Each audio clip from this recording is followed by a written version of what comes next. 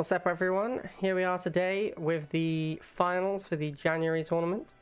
So we're going to be doing a round robin best of 3. So everyone's going to play everyone best of 3. And then we're going to do a knockout with every player getting... You get 1 bye for every position above 4th that you place in the round robin. So the first match is going to be Suzaku versus Shadow Phoenix. And let's get started. Alright, so we're on Broken Mesa. The Shade and the Razorback are both banned. And we've got a exact mirror match. Both players playing the old school Suzaku Jade Laser Drone deck. Obviously, Suzaku loves this deck. He played it a lot on ladder. One of his favorite decks in the game. Shadow Phoenix I'm not too familiar with, but playing exactly the same deck. So it should be interesting to see if he can beat Suzaku at his own game. So Shadow Phoenix does lose the initial engagement of rifles versus rifles, leaving Suzaku with a slight lead of about half a squad. Shadow Phoenix goes straight into Chem Warriors. I think this is maybe a little bit too expensive. These guys are not going to do a good job walking into militants. I think what Shadow Phoenix wanted to do here was go for laser drones. If you lose the rifle war, you need to tech switch into something, and Chem Warriors don't really help you out because then your opponent just makes Chem Warriors and it becomes a Chem battle, which is exactly what we're going to see here. Usually the person who wins the Chem battle is the one who uses their militant support better, or the guy who gets the best catalyst missile at some point. A good catalyst missile can clean up the field and take out all of your opponent's Chem Warriors all at once. Alright, so Shadow Phoenix is forced to transition to laser drones. This was predictable due to the fact that he was behind in the rifle war. And Suzaku is a little bit pop-capped here. I think Suzaku wants to avoid this missile being charged. He's pushing pretty aggressively with these chems. But I could definitely see a world in which these laser drones are able to get onto every pad and Suzaku can't stop it. Yeah, Suzaku's just making more chems. These laser drones are going to stall out. They're going to take care of the infantry eventually. I'm not sure what Suzaku's game plan here is. I guess he's going to go straight for a Phantom and hope that's quick enough. It's going to be close. This bottom pad, it looks like the Phantom should easily get there in time, actually. Chems take a long time to die to laser drones. The Phantoms do take care of that. Bikes are coming in to take care of the Phantom, followed up by laser drones from Suzaku. These bikes should lose, having moved so much around. But it doesn't matter because there's nothing on the middle pad. Oh, and Suzaku gets the top, and he gets the flip, and there it is. Suzaku does take the top pad with the Phantom and the bottom pad with the laser drones as predicted. And Suzaku does take first missile. Looks like Shadow Phoenix is going for a base hit. I'm not sure I'd like this play of going for a base hit after losing first missile. But if he gets enough extra clouds, then he could do a full half a base with that Chem Warrior. Suzaku's just choosing to ignore it. I think this is a reasonable plan. And Shadow Phoenix goes for the missile here. Not a big fan of that. I think he could have waited. There was no reason to missile yet. He could have got some more damage in with those Chem Warriors. And as you can see, he hasn't even done half a base of damage. So all he's really done is throw away some Tiberium here. Hasn't actually been that useful for him. He needs to win a missile still for that to have been a useful play. Suzaku has complete control of the map now. Looks like he's going to try and sneak a Chem Warrior into the base as well. If this one gets in, he probably wins due to the fact that he's already fired a nuke. He also has complete control of the pads whilst doing this. Oh, looks like Shadow Phoenix might get a flip here. He's got good matchups. Well, he's got bad matchups, but he's got enough time. He does get the missile. This is a big deal for Shadow Phoenix. Now he has the ability to potentially kill off the base. But Suzaku does manage to sneak his Chem Warriors in. There's a lot of extra clouds. This should just be game over. And it is. A lot of extra clouds there. Alright, so Suzaku goes 1-0 up. Alright, here we go. Second game. Suzaku versus Shadow Phoenix. So Shadow Phoenix has stuck with the Laser Drone Jade deck. Suzaku has swapped into a Borka Sniper deck. With the Shade and the Razorback banned, these are probably the two best decks. Sniper Borka, Chem Warriors, and Fanatics are sort of the three best decks, I think, once you ban Razorback and Shade. But those decks are a lot more targetable. There's definitely things you can do. Alright, so Suzaku... I actually don't like Suzaku's choice of deck on this map. I think that this map is a little bit too spread out for snipers to be really effective. So, not a big fan. But he has opened dogs, and Shadow Phoenix decides to go straight into laser drones, which is not great against Pitbull. Not a huge fan of this. I think Shadow Phoenix should have maybe used some lasers a little bit. Like, you don't want to use lasers a long time, but you want to make a couple of lasers, force them into the snipers, and then make the laser drones to deal with the dogs when they're pop capped on the snipers. As you can see, these laser drones kind of just getting hammered by this Pitbull. This Pitbull's taken out about 2 squads of laser drones now, but he doesn't finish off the one in the top left, which is a pretty critical error, because now Suzaku has good stall up there. Oh, the Liang drone comes in. Doesn't matter. He has the snipers as well. That one laser drone can't kill off that dog in time. So Suzaku does take that first missile. That's a big deal for Suzaku, because if he loses first missile, it's really difficult to stop Shadow Phoenix just killing his base. Shadow Phoenix's deck, I actually do think that this Nod deck is significantly worse since the bike nerf, because you can't use bikes to fight pitbulls anymore, and laser drones were never good at fighting pitbulls. So this deck is actually really weak to pitbulls now. And obviously snipers take care of chems. Chems also have had their vehicle damage reduced. There's actually just like quite a lot of reasons why this deck doesn't work as well as it used to. All right, so Shadow Phoenix does again go for the base hit, which I think is again, it's not great. Like, he spent all his money on this base hit. He doesn't have any units on the field. Yeah, and he's just going to lose the second missile. Those chem warriors could have been a valuable asset on trying to contest this missile. All right, so Suzaku does take it 2-0. Okay, so here we go with the second match. This is going to be Greeno versus Cork. This is, of course, a round robin, so no player is out at this point. This is just for seeding purposes. We are going to see a Nod mirror is what I meant to say. We're seeing a Seth Fnatic aggro deck, pretty standard Fnatic aggro with the Phantom against a Chuggy Marauder deck. So I like the Fnatic aggro deck, and this is a close matchup. This is a very close matchup, but I do like the Fnatic aggro. Chuggy Marauder would normally be very good against this deck, but the Fnatics allow a boosted tank to hunt down the chemical buggies, even when there's a Mutant Marauder defending.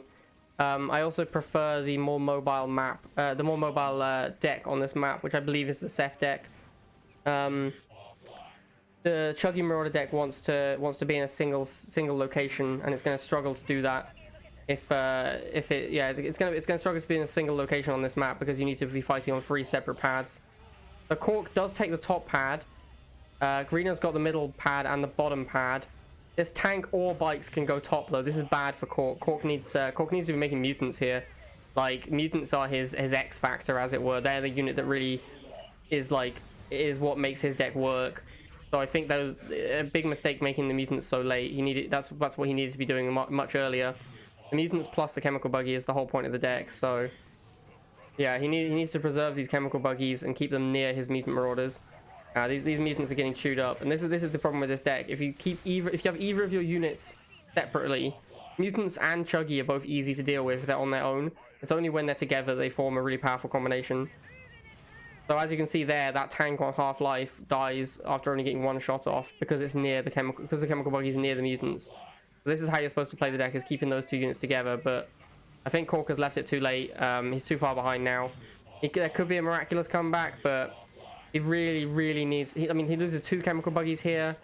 He really needs to keep these units working together. Like, he can't afford to have them separated, and that, I think, is why this map favors the Fnatic deck. The Fnatic deck's units all work really well individually. Which is why Fnatic aggro is a true aggro deck, whereas Mutant Marauder Chemical Buggy is more of a combined arms mid-range deck, because its units don't function that well alone. It needs to combo them together, whereas Greeno's deck, all the units function individually very powerfully, and that's why it's a true aggro deck. And yeah, Greeno does take it, which is I think to be expected on this map. I think he has the advantage here, and I think Cork didn't do a great job. He didn't use his mutants early enough. You really want to use your mutants as quickly as possible, because that is your best unit. Okay, moving on to peaks and valleys again. 2, 1. All right, second game, Greeno versus Cork. Looks like Cork has switched into a Nod aggro. Trying to work out how much I like this deck. It's okay. It's actually the shade deck, but with laser drones as their shades. I don't think this deck is that good. The deck functions because shade is broken, and then you just want a supporting cast for shade. With the laser drones, the deck is significantly worse, because again, you don't have an answer to pitbulls. Like, there's nothing in this deck that answers pitbull, because bike and laser drone don't do great. I mean, technically lasers do, but pitbulls are fast, and you're never going to actually be able to kill a pitbull with laser troops very effectively. So yeah, not a huge fan of Cork's choice of deck. Greeno's gone with Zone Trooper deck. It's a fine deck. Also, Zone Troopers are going to smash Cork's deck. Cork is never going to be able to beat Zone Troopers. This deck, even when this deck has the Shade, it can't beat Zone Troopers. And this time, the deck is just less powerful because it doesn't even have the Shade. So, Cork does go for a Phantom to fight that Liang drone, which is a really heavy over-investment. I'm going to spend that 100. And now he's suiciding the Phantom to try and buy himself more time, which I'm not a huge fan of. Once you get to this stage, the missile is dead. There's no way you're winning it, so losing this 100 cost unit is a big cost. And he does lose it as well, so yeah, Cork is getting pretty dominated here. Not sure about, yeah, I mean, I think he's pretty far behind in deck matchup. He can't really beat Pitbulls. And then obviously there's also zones, which if they ever come out, he can't kill those. And then he's already lost first missile, spending a lot of money while doing it, so not looking good for Cork. Kind of getting just crushed on the field everywhere. I'm not sure what he's going to do here. It's not going to be too long before we see Zone Troopers as well. Assuming Greeno even decides to make them. He might just keep making Drone Swarms and Pitbulls. Yeah, there is a Zone Trooper. I don't think Cork can really beat this. Militants can do an okay job, but it'll take them so long that a Drone Swarm will easily come in and kill the Militants before they can take out the zones. And yeah, as you can see, it's just complete domination for Greeno. His deck is just much better in the matchup, I think. And he does fire the second missile quite easily.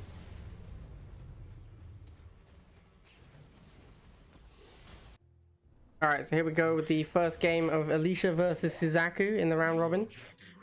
So Alicia playing an extremely standard Alicia deck. Yeah, I mean, you can't get more Alicia than that. That is literally her quintessential GDI deck. And Suzaku going with a Jade... Oh, pardon me. Jade Laser Drone Chem deck, but he's cut the Militants because he knows he's playing against Alicia, so they're useless. He doesn't need them. And replaced them with Scorpion Tank instead, which is a good choice. Obviously, against Alicia, you just don't, you know you're not going to need those Militants a lot of the time.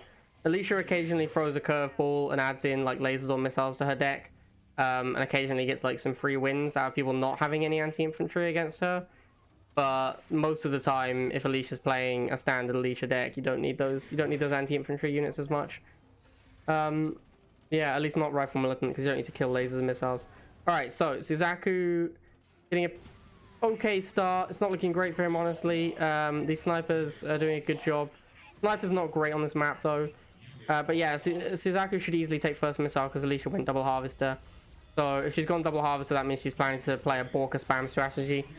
Borka spam is an okay strategy. I don't think it's the best thing you can do on this map. The pads are quite spread out. It's quite difficult to get a Borka to clear more than one pad at a time. And against Jade Chems, you don't want to lose first missile either, which is something that you do by going double harvester. And then also Suzaku has the Phantoms, so it's not like the Borkas are going to be completely dominant. So here comes the first Borka, takes care of those bikes, does a little bit of damage to the... Oh, takes out the Pitbull, actually. Also takes out a second bike and the full Chem squad, though. So not the worst Borka. Suzaku goes for a second Chem, which I think is insane. I don't know why he didn't just go for a Phantom here. Like, he just spent 60 on these Chems. They're going to get eaten up by this Borka. Yeah, these Borkas are just absolutely dominating, and Suzaku has no money to try and switch into his Phantoms. So yeah, it looks like Alicia's taking firm control. I think Suzaku made a pretty big misplay here by spending all of his money on these Chem warriors that don't do anything. So yeah, it's looking pretty bad for Suzaku now. This Hammerhead is going to clean up these laser drones. He's desperately throwing units at the pads, but it'd be better just to save up money and let this missile go, because there's no way he's winning it anyway. I actually think it would have been a reasonable play to go double harvester here and just spam Phantoms to fight Alicia's Borkas and Hammerheads. So he's going for the harvester now. It's unlikely he gets it here. There is the first Phantom finally.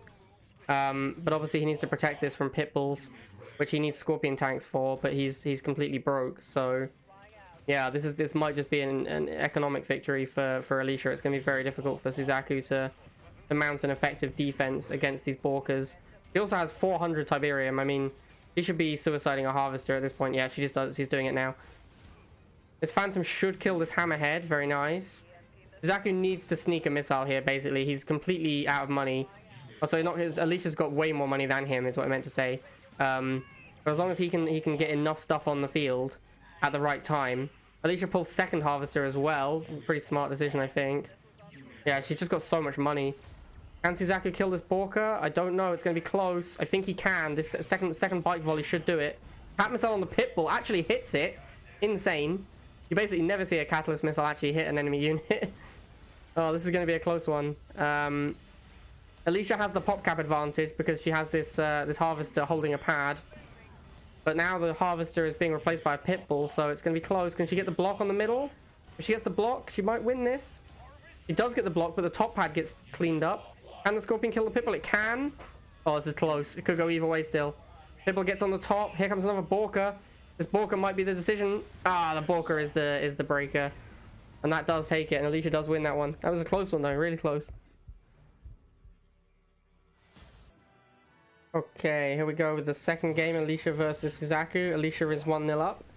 So we've got Suzaku playing exactly the same deck. Alicia has swapped to a Fnatic Inferno deck. This is basically her normal Nod deck, but she's playing lasers instead of Scorpion tank.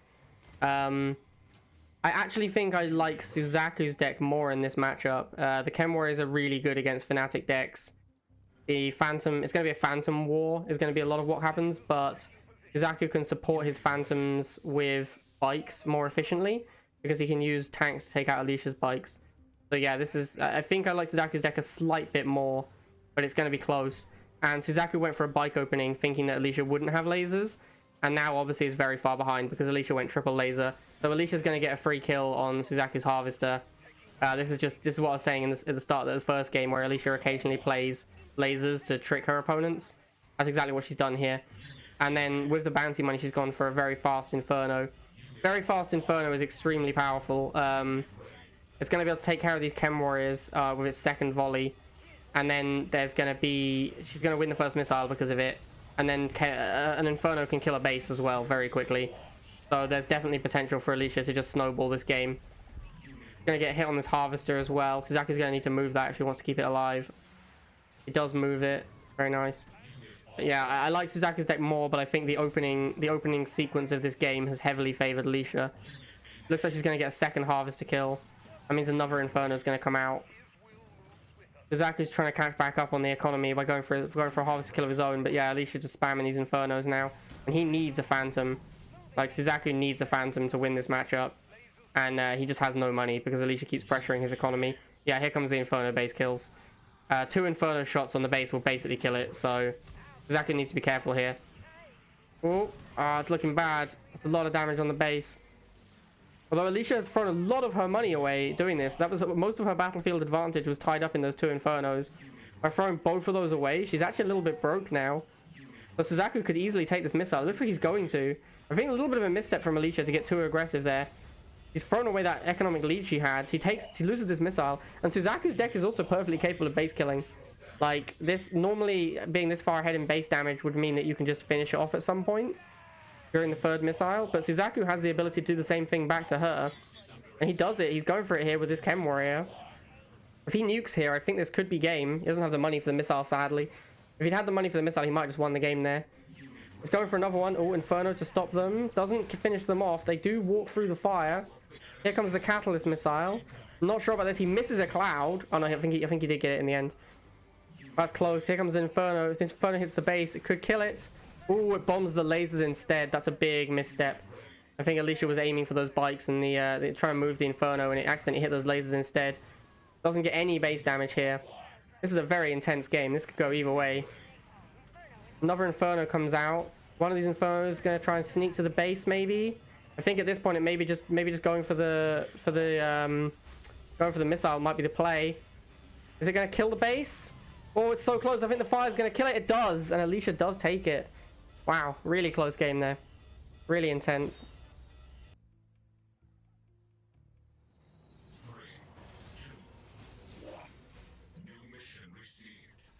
All right, Cork versus Shadow Phoenix. We've got Mutant Chuggy from Cork again. Shadow Phoenix going for the Jade Laser Drone deck. Again, I think I like playing the more mobile deck on this map. I think Broken Mesa is not a good combined arms map. So I think Shadow Phoenix is favored again. Just because I don't like Mutant Warrior Chuggy on this map very much. Also, laser drones beat most of Cork's deck. It's only really lasers that can fight laser drones effectively, and they're very slow. So yeah, I would actually say Shadow Phoenix is heavily favored in deck selection here. Obviously, that doesn't necessarily mean he's going to win, but I do think he has the advantage. So he does make some chems early. Cork responds immediately with a chem buggy. This is very good for Cork, because obviously the laser drones are the best answer to the chemical buggy, but they're not going to get her in time. Laser drones are going to get on this pad. These chemical warriors need to go somewhere else. Yeah, they're going to get there. It looks like more laser drones are going to cover it, and this is why I favor Shadow Phoenix's deck, because the laser drones are just insane in this matchup. And yeah, he does easily get the first missile thanks to the laser drones. Chemical buggy does not kill chemical warriors that quickly either, because chemical warriors are immune to the cloud, and the cloud is a lot of the chemical buggy's DPS. So as you can see, this chemical buggy on these chemical warriors is taking forever. Chemical warriors trying to sneak to the base. If they get there, that will be game over. Especially with a chemical buggy trying to fight them off. There's going to be extra clouds. Cork goes for a second chemical buggy to fight these chem warriors. I think he really needs to be dealing with these these laser drones somehow. The problem is Cork's deck does not have a good answer to the laser drones. He doesn't have a Banshee, he doesn't have a Phantom, and I just don't think he can overcome the I don't think he can overcome that disadvantage of not being able to deal with these laser drones. Here comes the stealth tank, but yeah. I mean, it'll kill one set of laser drones and it takes like 11-12 seconds to reload before it can kill another set. And the laser drones only cost 20, so that's only going to be helpful as the missile's about to fire if he can clear some laser drones and before some new ones can arrive. So looking quite good for Cork here. He is on all three pads. Don't think he's going to hold them though. And there is the flip. Stealth tank's not going to reload in time, and that is game. And that is the issue with Cork's deck against laser drones.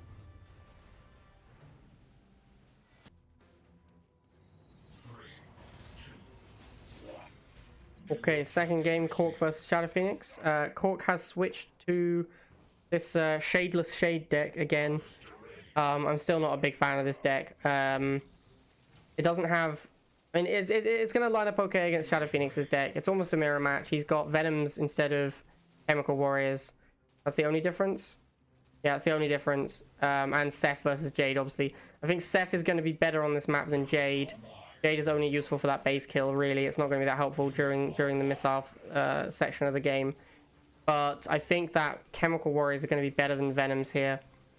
Chemical Warriors die very slowly to Venoms, and Venoms die quite quickly to Bikes. And there's also Phantoms that will one-shot them. So yeah, I think again I favor Shadow Phoenix's deck. I don't really like Cork's deck here. I think this deck functions. This wasn't a deck before Shade came out. And it's not a deck without Shade, in my opinion. Like, these decks don't... they function off the power of Shade, so it's looking pretty good for Cork on this first missile. Being the guy with laser drones is much better in a Nod matchup. Laser drones are just so good versus Nod. So you do want to be the guy with the laser drones, rather than the guy with the bike squadrons.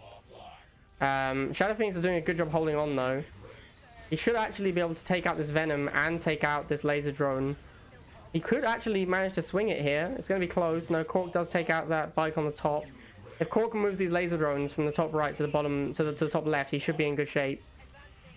Shadow Phoenix comes in with his own laser drones, though. It's going to be close. I think it looks like Shadow Phoenix might take it. Yep, Cork gets blocked, does not get onto the pads in time. Shadow Phoenix does take first missile, and now he's going to try and go for that Jade base kill. You can see these Chem Warriors going straight for the base, making a beeline. Cork goes for a Phantom here. That's not going to help him block these Chem Warriors. That might just be a fatal error there. He does block the 2-tile spot, but only blocks one of them. Chem Warriors move into the other. Yeah, I mean, I don't know what to say. It looks like Shadow Phoenix is just going to win the game here. Almost. At this point, there's no way Shadow Phoenix doesn't win. He just needs to throw Catalyst Missile at the base. And there's no way Cork can block Vision for the entire game, so we're just waiting on Shadow Phoenix to get cooldown in 80 Tiberium, and then he should win.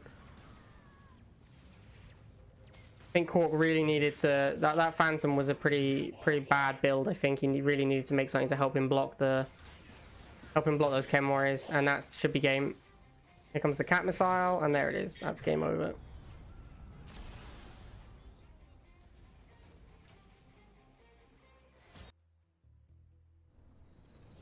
Okay, first game of Alicia versus Cork. That's what we've got. So Cork is playing same deck again. Still not a fan of it. And Alicia is playing standard GDI, same thing she played last time on Mesa. Going double harvester again. Obviously, she's decided that her strategy for Mesa is going to be double half Borka spam. Cork's deck is not that weak to Borka's because it's mostly an air deck anyway. But it's going to come down to Hammerheads versus Phantoms, and Alicia's going to have way more money to play that game. So Cork very wisely parks his militants next to where the snipers are going to spawn. This allows him to kill one of the snipers when it spawns.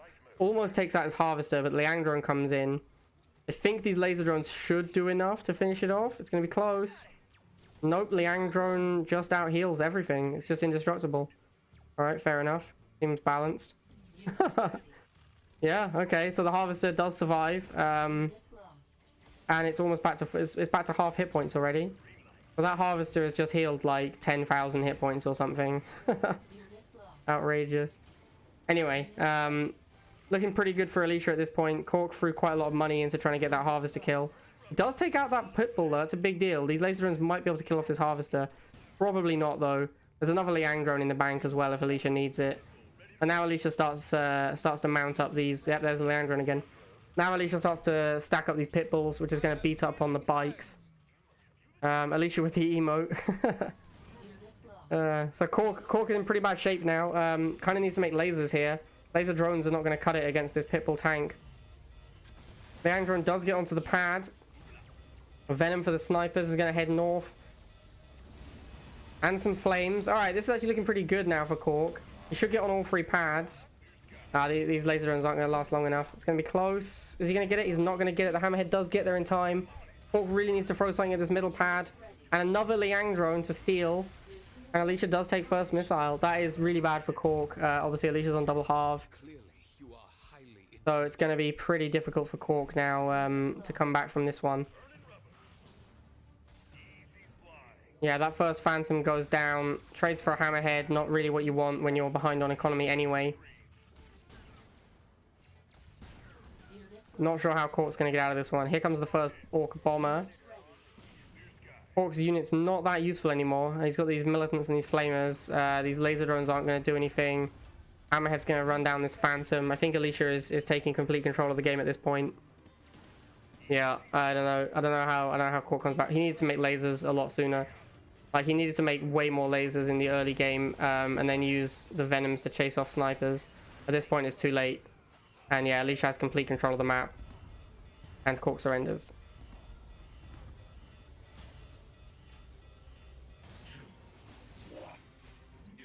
Alright, Alicia versus Cork game 2. Cork is going for a laser drone rush. Alicia has played exactly the same deck she played against Suzaku. She does open wheels though. The fact she opened wheels instead of lasers does actually mean that Cork's laser drone rush should be pretty good here. Cork should just keep committing to laser drones now he's seen a war factory opening. Alicia does go with the bikes. If Cork can get laser drones to fight these bikes efficiently. Not great, not great. He needs to, yeah, Alicia got 5 bike missiles off there. There was no bike bug either, so she managed to kill all of her stuff. He does still easily take out that harvester though. Laser drone rush, very good against Alicia's deck when she doesn't open lasers. Well, she even has lasers here, so yeah, she's opened her barracks now. Knows that she needs to get those lasers out. The bikes are not doing a good enough job holding it off. The lasers do finally come out. These are going to do a good job. Cork has not made a harvester yet. I think this is an egregious error. He's made a Venom instead, and he's committing to this rush still, which is insanity. Once the lasers are out, the rush is over. Like, you got a harvester kill. He's not making a harvester. He's going for a flame pod. This, I think, is throwing away a lead, a gigantic lead. I think. Finally makes the harvester. Okay, that's not too bad, but he's kind of thrown away the lead now because he's not even ahead on board anymore. I think these flamers were a mistake. He didn't build the harvester soon enough. He's going to need a lot of units here if he wants to take this missile. Luckily, Alicia has pop capped on these one-man lasers, so he might have enough time to fire the missile. Nope, here come boosted lasers, and that's going to flip it. Alicia does take first missile. I think Cork just threw away that lead by going for a Venom and then a drill pod instead of just making a harvester with the bounty money. So Cork is still only on air tower. Alicia finally gets to her Phantom. This is gonna be a nightmare for Cork now because this Phantom is just gonna clean up everything. Cork goes into lasers instead of bikes, which I think is also a bit of an error because now these fanatics come out, and the fanatics are just gonna chew up these lasers and boost the enemy units while doing it. But yeah, Alicia taking pretty strong control of this game now. Here comes the first Inferno. Inferno is an extremely good win condition. Ooh, Cork does not... I don't know. I think Alicia retargeted her lasers to get a shot on the Phantom. That's why her Phantom was able to one-shot. She gets a little bit of base damage. She's going in for a base kill. Actually conceding the missile, it looks like, to go for a base kill. Which is, I think, just BM, really. So, yeah. Alicia just being rude now. Not sure what to say about that. Just going for that base kill. And she's going to get it, but yeah. Alright, Alicia does take the game.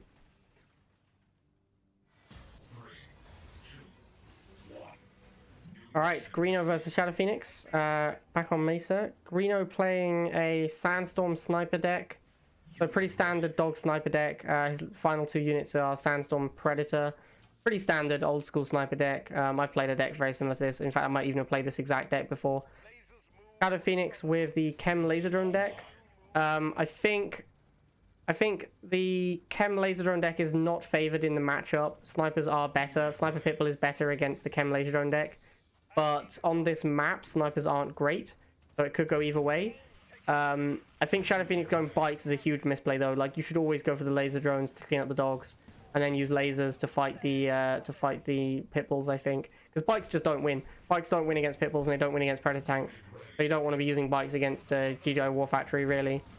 They're an anti-air unit. And this deck is very outdated as well. Because this deck was built and played during the era when bikes were overpowered and could kill all War Factory units by just spamming them. So he does take first missile. He does take first missile thanks to the lasers holding the top pad against that Liang drone. And the laser drones do sneak in and take control against that Predator tank. So it's looking good for Shadow Phoenix now. I think on this map that deck is favored due to the mobility. It's quite hard to chase down the laser drones. And now he's won first missile, or if he can get to the base, he will win the game. He's doing some... Shadow Phoenix has some nice laser drone control here, setting up those concaves, making sure he can take care of pitbulls. Pitbulls are one of his biggest issues, though. I actually think Greeno should not be bothering to make the Predator tank. I think this Predator tank was a mistake, because pitbulls will do enough against bikes. You don't need the Predator tank to deal with them. Actually, looks like Shadow Phoenix might just take second missile here with this block. Oh, it's so close. That pitbull almost killed that laser drone, but not quite in time. And Shadow Phoenix does take it. 2, 1. Okay, game 2, Greeno versus Shadow Phoenix. Shadow Phoenix is obviously up 1-0. Shadow Phoenix sticking with the same deck. I guess once he won one with it, he feels comfortable playing the same deck again. Greeno has switched to the Suzaku GDI APC deck, but he's playing Mohawks instead of Orca. Wait, what's going on? Sorry guys, I think my air server's crashed. Let me just get that back up for you. The game is still going. I can still see it on my phone. It just yeah, servers has crashed. All right, there we go. We're back now. All right, so we are having a militant rifle war. Looks like Greeno does win that war with a drone swarm, but Shadow Phoenix responds immediately with bikes. It's gonna be close. This missile could go either way. Here comes the first Mohawk. Shadow Phoenix just needs to take care of these rifles in the middle. Ooh, this laser squad I think is a big mistake. It's not going to do anything to these two militants. He would have been better off making militants and then going into bikes. He does get on the pad, but it's not quick enough. Yeah, as the drone swarm and the militants are chewing up those lasers. Mohawks are going to clean up these bikes top. Yeah, it's going to be an easy missile for Greeno here. And now he's going to start making APCs, and it's going to be really hard for Shadow Phoenix to beat that. APC is very, very beefy, and the Jade Laser Drone deck does not have a good unit for taking out APCs, really. Laser drones and bikes are both a little bit too soft to deal with that. You really need tanks to take care of APCs. Here comes the first APC. So Shadow Phoenix is going to have a pretty hard time dealing with this one, I think. He does go straight for laser drones. That's fair enough. Laser drones have the DPS to actually impact an APC. But the pitbulls rotating through an APC is going to make this very hard for Shadow Phoenix. He really, like, he goes Phantom here. I think he should have just gone lasers. Lasers at the front would have stopped the pitbulls from pushing up and would have forced the APC to go out the front. And then you can target the APC down. As you can see, the second APC comes out for Greeno, and the first APC is still half hit points. Shadow Phoenix just has no way to deal with APC, really. Here comes a turret. This is going to be really tough. I don't see how Shadow Phoenix gets back into this one. Looks like these APCs are just going to take care of business. And yeah, as predicted. Oh, hang on, laser runs to stall. Blocks top. Oh, maybe he can hold long enough. Not quite. And the missile's going to flip back on him. Here it comes. And there it is. Greeno does take it. Alright, so we're going to go to a game 3.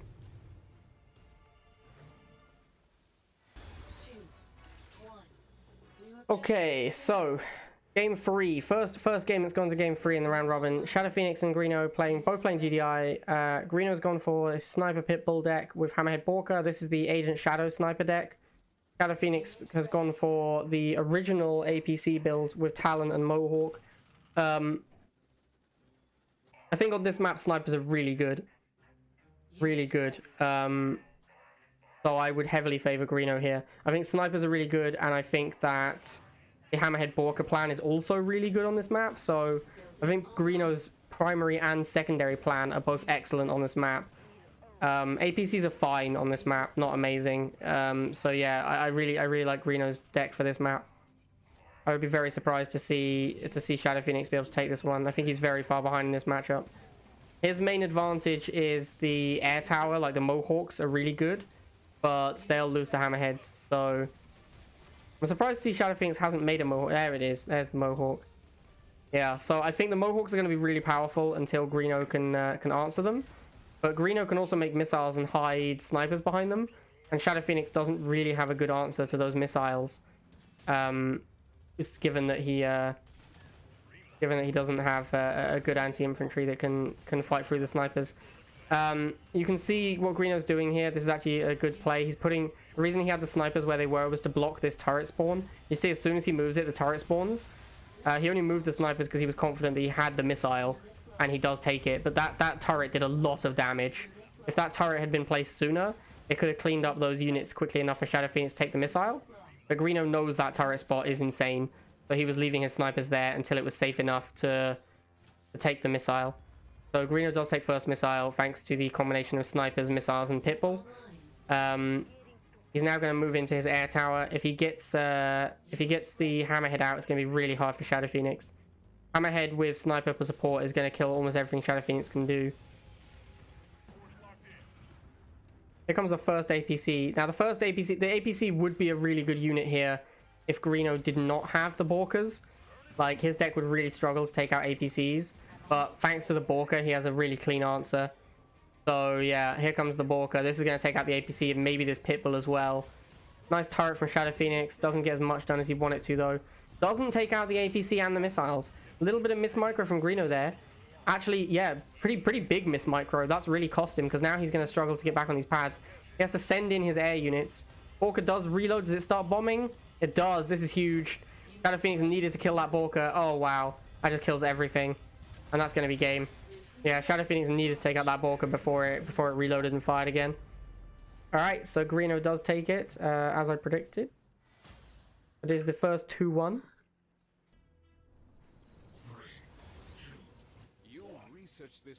Alright, Alicia versus Greeno, first game. Alicia playing exactly the same deck. Greeno has gone for...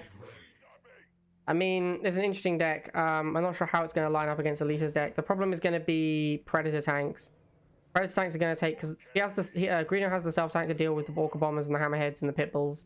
So the stealth tanks are going to be really good. But Predator tank is going to be a nightmare to deal with. There's only laser drones take care of it, and Pitbulls can rotate through them to protect them properly. Greeno... So again, Alicia's gone double harvester. At this point in the tournament, I feel like everyone should know she's doing this on this map. She's done it every time. So I think you should be building your deck with that in mind. That might be why Greeno's got the stealth tank here instead of bikes. Oh, sorry, instead of Hems, he's gone for this stealth tank. So it looking pretty good for Greeno. He should win first missile because Alicia's double halving. Normally, if your opponent double halves, you should win first missile because they're down a pop cap.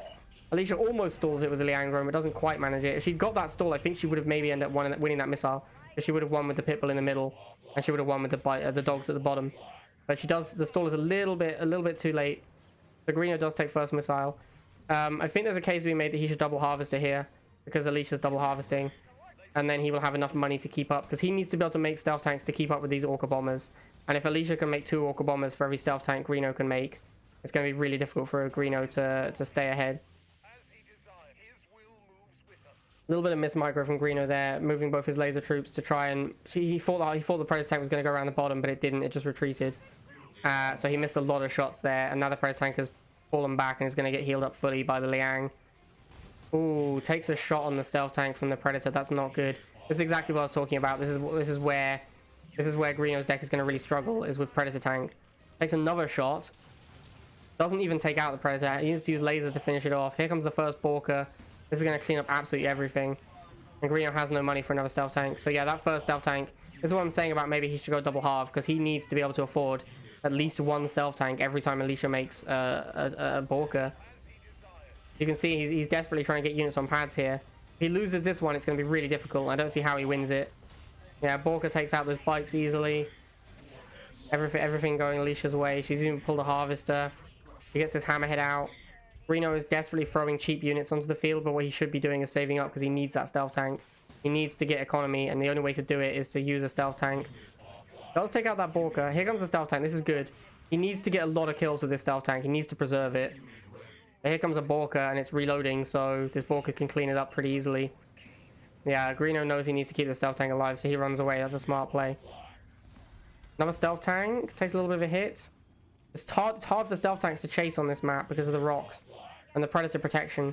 As I was saying earlier, the Predator is going to be a big deal, and as you can see here, Predator blocking both these stealth tanks from doing what they want to do. Borka comes back in. It's going to take out this stealth tank that's reloading. It's not going to reload in time. Ooh, a fresh stealth tank to clean it up. I don't think it's going to do it though. Alicia pulling both halves. Both greeno stealth tanks are super low.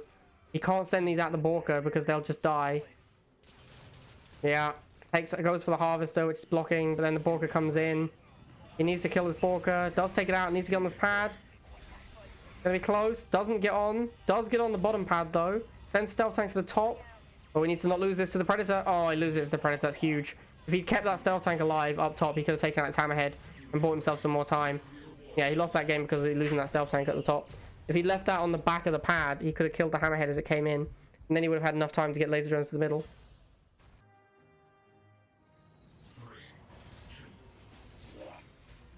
Okay, greeno versus Alicia second game. Alicia playing the same deck. Greeno playing the same deck as well.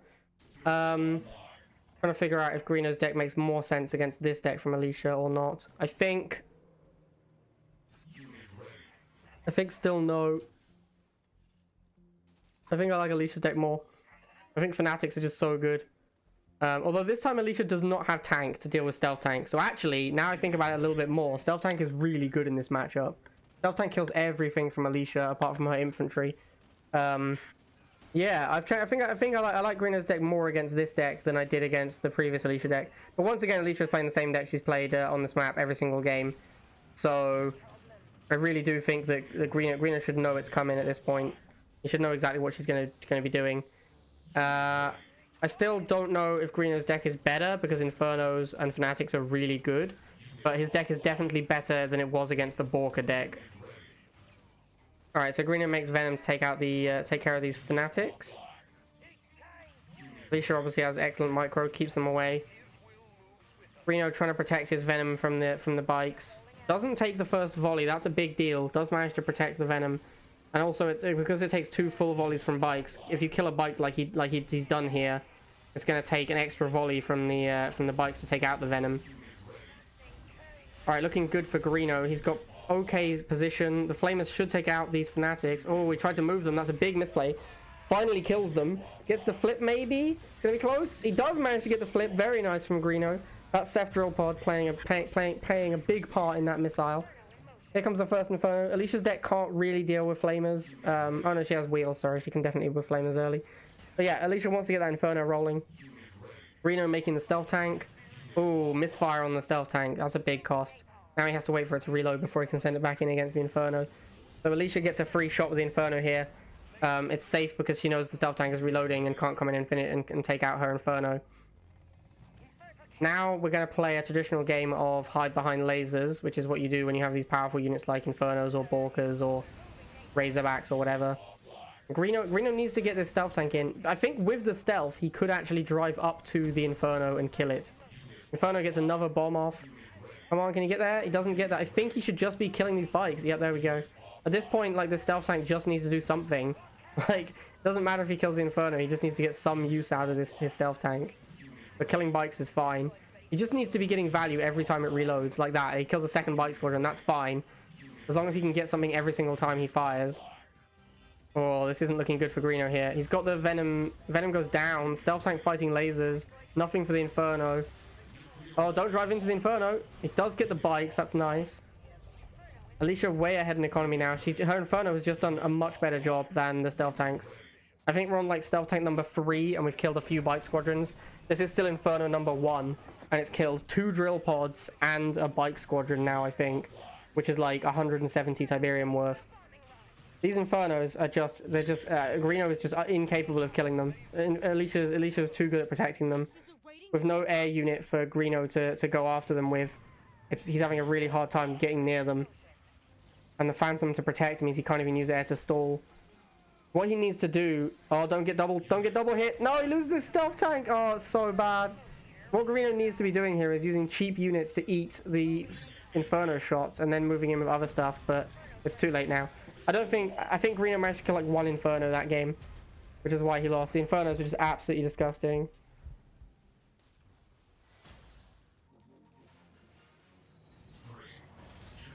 Okay, Suzaku versus Cork on Broken Mesa. Cork still with the same shadeless shade deck. Suzaku with Laser Drone Chem. Big fan of Suzaku's deck in this matchup. I think Suzaku wins this one easily, to be honest. Chems are going to be a nightmare. Watch along tonight, sadly, but wanted to say thanks for running this. Yo, thank you, Tricket. Thanks, my dude. Yeah, so Suzaku has Chems. Chems are going to be a nightmare for Cork to deal with. A Chem plus Phantom, I think, kills every single unit in Cork's deck. Not bikes, I guess, but Chems will beat bikes. Like, if they fight each other, Chems will win easily. So, it'll take a long time, but they'll win. But once Suzaku gets a Phantom out, I don't see how Cork wins anymore. I really don't like Cork's deck.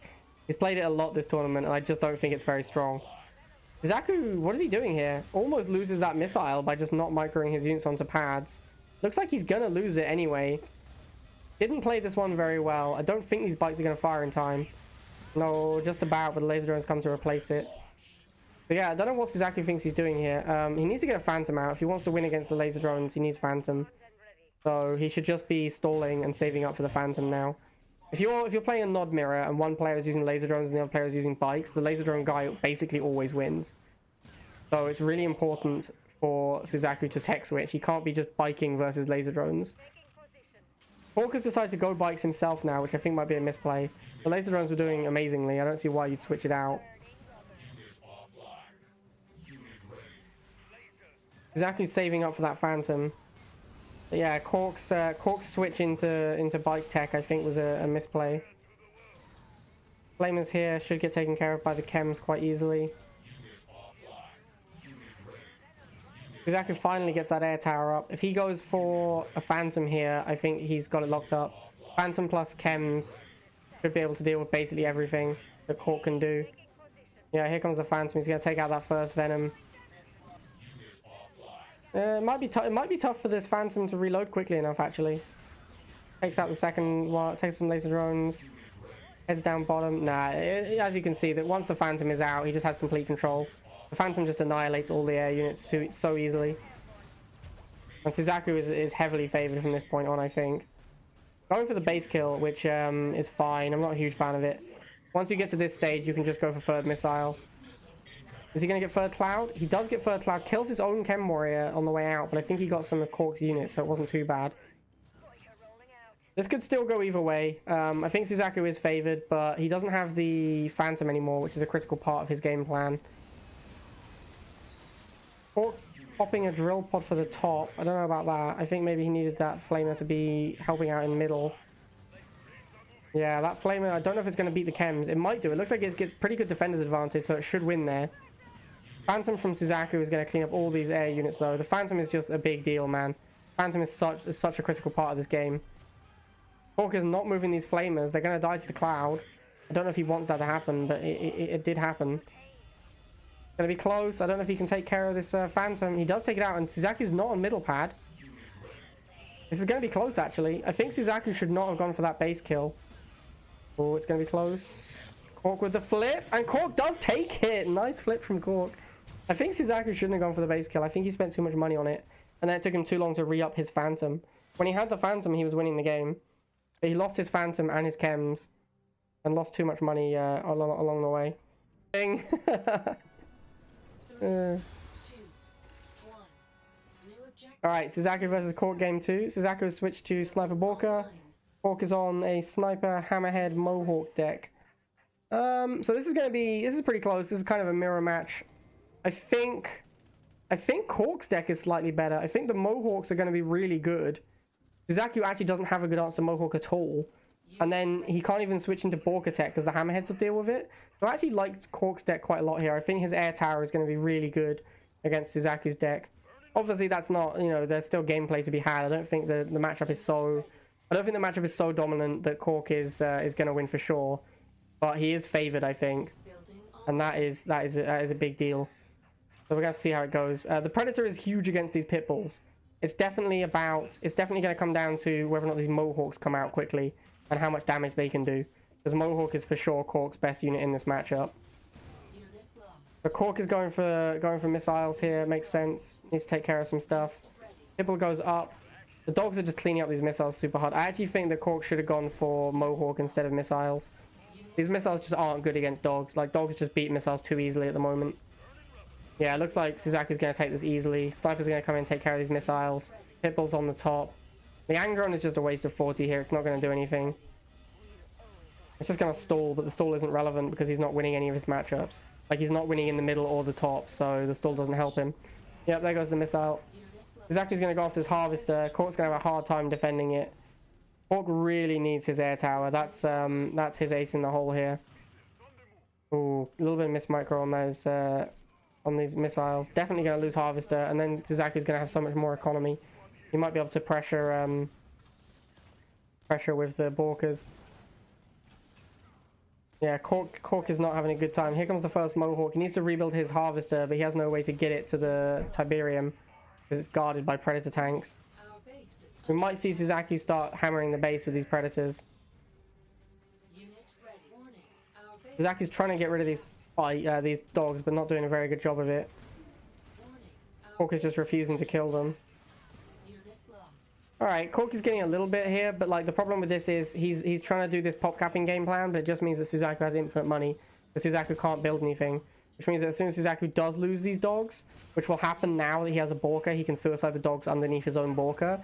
He's going to have infinite money, and he's going to be able to build whatever he wants, which is going to be more Borkas, more Pitbulls, more missiles, like whatever he needs. Here comes another Borka, and yeah, it's going to be game over. Cork, I think Cork needed to get Mohawk way sooner to win that matchup. The Mohawk was the ace in the hole for that matchup.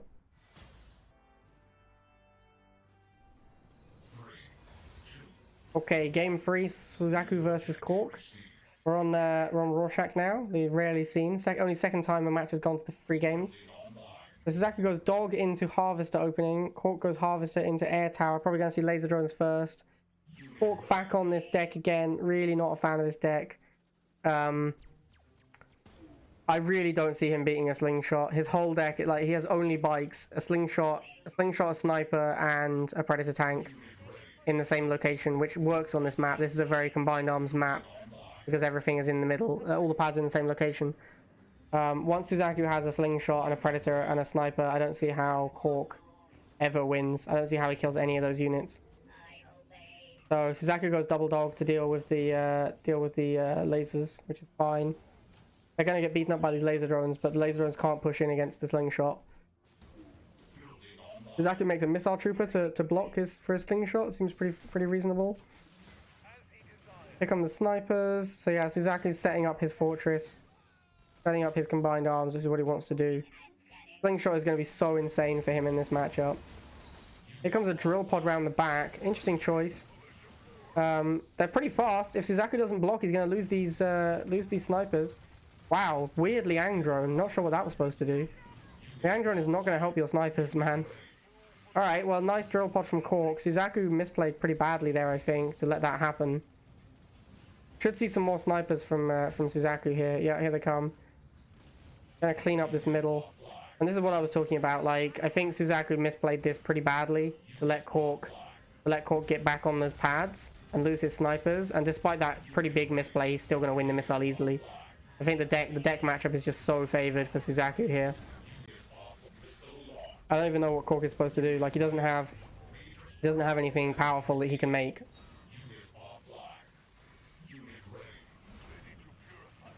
Yeah, double sniper.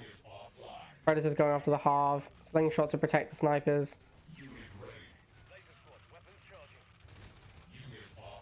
Not sure what to say here. It's pretty heavily favored for Suzaku, and that's how it's going. He's letting these two-man sniper squad die because he doesn't care about it anymore. Does get a harvester kill. Suzaku is just rolling in money now. He can even go Orca Bomber, which is also another thing that is going to beat up on Cork. Here comes a Predator. He needs to re-up on his slingshot. Yep, here it comes. Needs to keep these snipers alive as well. Yep, there he goes. Retreats them and Liang Drone. I think he's Liang Drone needs to try and block so the Venom can't chase them. Cork manages to protect his harvester, but it's very low and it doesn't really matter. Suzaku goes double sniper to deal with the flames. Ooh, really bad misclicks from Suzaku here. Does block those flamers by one tile. Yeah, you can see how favored he is in the matchup. Like, even yeah, I don't think I honestly like I love Suzaku, but I think he played this game pretty poorly, and he's still winning very easily because his deck is just so favored and like he's so far ahead in deck matchup. Yeah, does win pretty easily with that deck matchup. New objective available. Okay, Suzaku versus Greeno, game 1, back on Mesa. Unit ready. Suzaku with the Jade Laser Drone deck again. Greeno with the Suzaku GDI APC deck, but with Mohawk instead of Orca. I really think Orca is way better in this deck, but everyone's been playing Mohawk instead. But, you know, each to their own. Again, I think Suzaku is not favored in this matchup. I think APCs are really good here. Suzaku just can't really kill APCs. Normally, in the old days when the deck was super broken, what you would do is just win first missile before APCs were relevant, and then just double harvest to kill their base, and that was how you won this matchup. But now you can't do the base kill as cheesily. It's not as easy to do, and bikes don't beat pitbulls anymore. So yeah, I think that this matchup swings now in favor of the GDI player.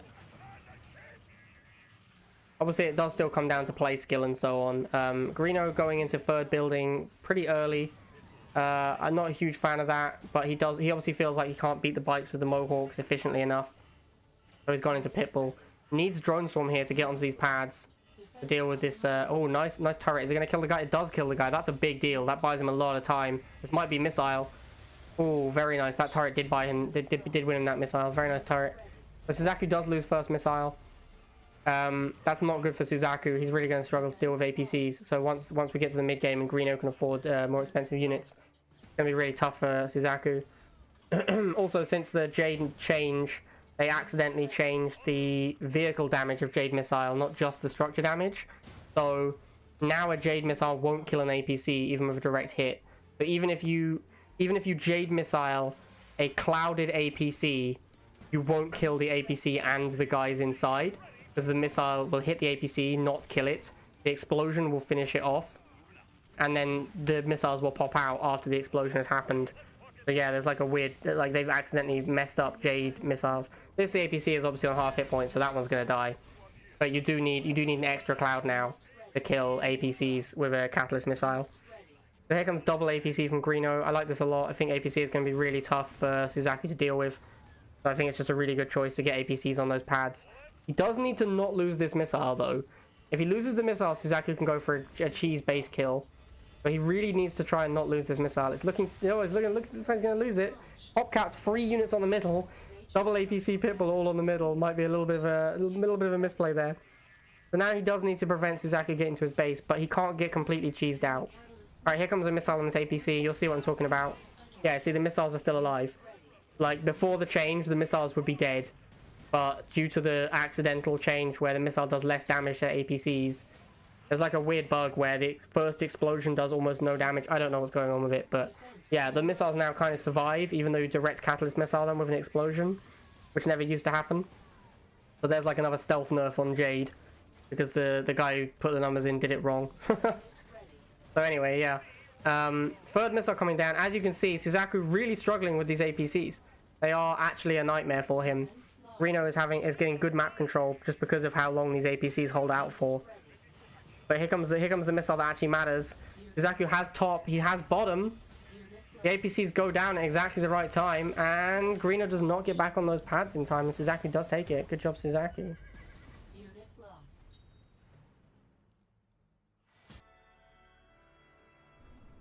3, 2, 1. New objective. Alright, Suzaku versus Greeno game 2. Suzaku is up 1-0. Suzaku with Sniper Borka, Greeno playing Zone Trooper Splash deck. I think I like Suzaku's deck more. Snipers are going to be really good on this map. Oh, sorry, snipers are going to be not on this map. They're actually not that good in this map. They're going to be really good in this matchup. Dogs are going to win the early game. Predator's going to beat the Pitbulls. Mohawk is very good though. Mohawk could be a game changer if Greeno can get them out soon enough. If he goes for Mohawks instead of Pitbulls, yeah, he's doing that. I think this is a really good decision. So the Mohawk could be a big game changer actually, because Suzaku's quite weak to Mohawk. Unit ready. Zone Troopers I think are not going to be that big a deal because of the snipers. There's Sniper and Borka, so Zone Troopers I think he can deal with quite easily. Mainly snipers. Borka doesn't do that well against zones, but the snipers will do a good job. The Mohawk is going to be the critical part of this game, I think. Suzaku's deck is very weak to Mohawks. He only has Pitbulls and missiles. So as long as Greeno can deal with the missiles efficiently, then the Mohawks will take care of everything else. Here comes some snipers. Not a great pickup for Suzaku there. They're not going to do a lot of work. There's not much infantry on the field. The Angdron to stall top. Not going to hold out long. This Mohawk on the top is going to do its work. It's going to be close here. There might be a flip. The Angdron is going to go down, but he gets the snipers to replace it. Very nice play. Mohawk goes down as well. Very nice play from Suzaku here. This sniper switch was very good. This might win him the missile. It depends if these Mohawks do it. No, the Mohawks are just too good. Very nice play from Suzaku there, but the Mohawks were just too good against his deck. Mohawks really take care of business here. But yeah, Suzaku doesn't even have like, there's no other option for him. There's no extra late game thing he can do to beat these Mohawks. He's already like missiles and Pitbulls is all he's got. So he's gonna need to just find a way to steal a missile here.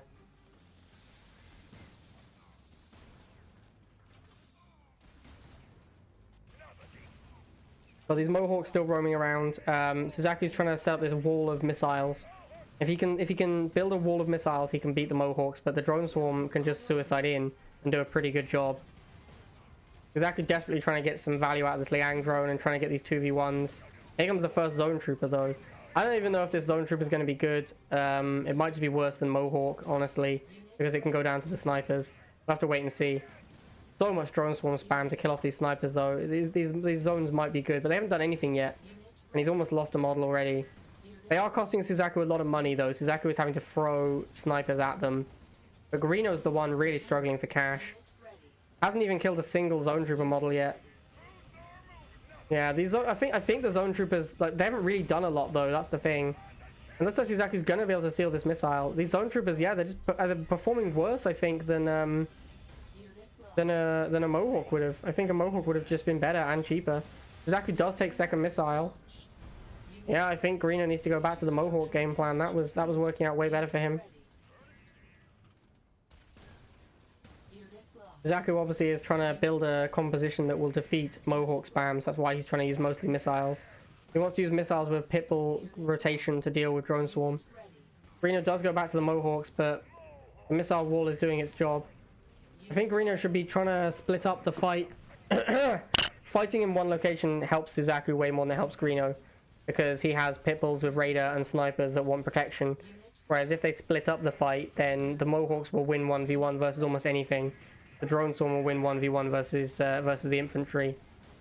But because he keeps fighting for this lower pad, which is where all of Suzaku's forces are, that's not working out well for him.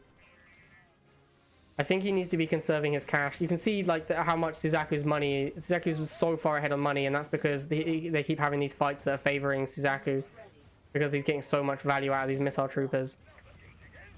Greeno's trying to split up the fight, but he's kind of having a hard time. He needs to go around the back and get up the top that way. I think that's probably what he wants to be doing. Looking okay for Greeno though. Like, this Mohawk spam is starting to work. He's cleaning up some stuff from Suzaku. Suzaku is trying to get the missile wall though. Leandron is going to be down. Here comes some zone troopers. These zone troopers are nicely timed. This could be a big deal. They're gonna take a long time to take care of. But are they going to be able to kill these missiles in time? I don't think they are. Here comes snipers. If snipers fight zone troopers at point blank, the zone troopers will win. Does get the drone swarms at top right. Oh, it's going to be close. Drone swarm acts. Oh, the drone swarm's not on the pad. Drone swarm's not on the pad. Oh, it's so close. He would have flipped it. He would have flipped it. Oh no, Greeno finally notices the drone swarm is not on the pad too late and loses the game because of it. He would have had that. He would have had that. If that drone swarm had been on the pad, he would have had it. Rip Greeno. 3, 2, 1. Okay, last round of the round robin. Shadow Phoenix versus Alicia. Alicia playing exactly the same deck. Shadow Phoenix playing Laser Drone Jade. I'm heavily favoring Alicia on this one. I think her deck is way better. The Laser Drone Jade deck just doesn't compete well with Sniper Pitbull anymore. So, yeah, I don't think this is a good choice of deck. Unit ready. I've seen a lot of people playing it today. I haven't seen anyone playing Fnatic Aggro, which I think is probably better. Anyway, that's not really relevant. So yeah, Alicia with double dog opening. This is going to easily beat the rifle, the laser start from Shadow Phoenix. Dogs just crush lasers right now. Like, dogs are so much faster. It's really easy at 2v1s. Unit ready. Like, dogs in the early game just allow you to get way more pressure on lasers than they used to. So if Predator comes in after this Harvester. Shadow Phoenix did not move his Harvester at the start of the game, which is something I'd recommend you always do on Broken Mesa. Because this happens otherwise. It's just way too open to pressure. So the Predator is going to take out this Harvester. That's going to give Alicia an early Borker if she wants it. Yeah, Alicia has Mad Bank already. Snipers are taking care of the lasers. Here come Pitbulls. She might lose first missile. Nope, there's the Liang drone to steal. So she'll be fine. The Pitbulls will win top and middle, and the Liang drone will hold out on the bottom. So an easy first missile for Alicia. Interested to see if she tries to go for a base kill here. Not really sure she can do it. Not sure she has the units for it. Building online. She hasn't got the Inferno this time, so it's quite difficult. Ready. This needs to be reevaluated. Here comes the emotes. Alright, so Alicia's going to go for the Harvester pressure. Unit lost. Chems go after these snipers. A little bit of misplay there from Alicia. Managed to get some damage on those snipers, but not a lot. Wasn't too big a deal. Does get the block. Goes for a Borker to try and take out these chems, I guess. A triple laser drone blocking the way. Unit lost. Borker's going to go after the Harvester. Maybe do some base damage at the same time. Yeah, it looks like it's going for the base. Alright, so Shadow Phoenix does go double half, which is interesting. Alicia actually didn't go double half for the first time. I guess because she got that Harvester kill. As you can see, laser drones just don't beat Pitbulls. Like, laser drones just get crushed by Pitbulls. So, yeah. Not sure I like this laser drone chem deck anymore, because it just doesn't beat Pitbulls anymore. And Alicia does take the game very easily. Okay, Alicia versus Shadow Phoenix game 2. Alicia is up 1 game. Alicia playing... Oh, she's changed deck. She's playing Giga Cannon this time. And Shadow Phoenix playing Laser Drone Chem again. Not really... we haven't seen Laser Drone Chem actually win that many games today, really. Except when Suzaku played it. So I'm not a huge fan. I feel like it's not as powerful a deck as it used to be by quite a lot. So Alicia's playing Giga, Giga Fnatic. To be honest with you, laser drones are really good against Alicia's deck. Like, really, really good. I think it's gonna come down to play, but I do think Alicia's deck should be weak to laser drones. I'm sure she'll manage to cope and win anyway, but I do think that Shadow Phoenix actually does have a bit of an edge with the laser drones. Because he can use chems. Chems beat Fanatics really easily. Chems beat Fanatics and lasers, and then you can use laser drones to take care of everything else. So I do actually think Shadow Phoenix's deck is favored. But we'll see how it plays out. So Shadow Phoenix goes for the chems on the Fanatics, which obviously they crush them. He just needs to protect these chems from wheels with laser drones. You really don't want to get 2v1s. This is really bad. I don't know what Shadow Phoenix is doing, letting his chems get eaten up by these wheels. You need to pull them back way sooner. So the laser drones easily take out these wheels, but here comes a stealth tank. Stealth tank takes out the laser drones. We just need to see more laser drones from Shadow Phoenix. More laser drones. Send the militants up to the top right would be really good. Now there's lasers on the middle. Yeah, it's not looking good for Shadow Phoenix. He needs to get militants onto this middle pad. Oh, he goes laser drones again. That's a big misplay. First Giga comes out for Alicia. I'm not sure where these laser drones are going.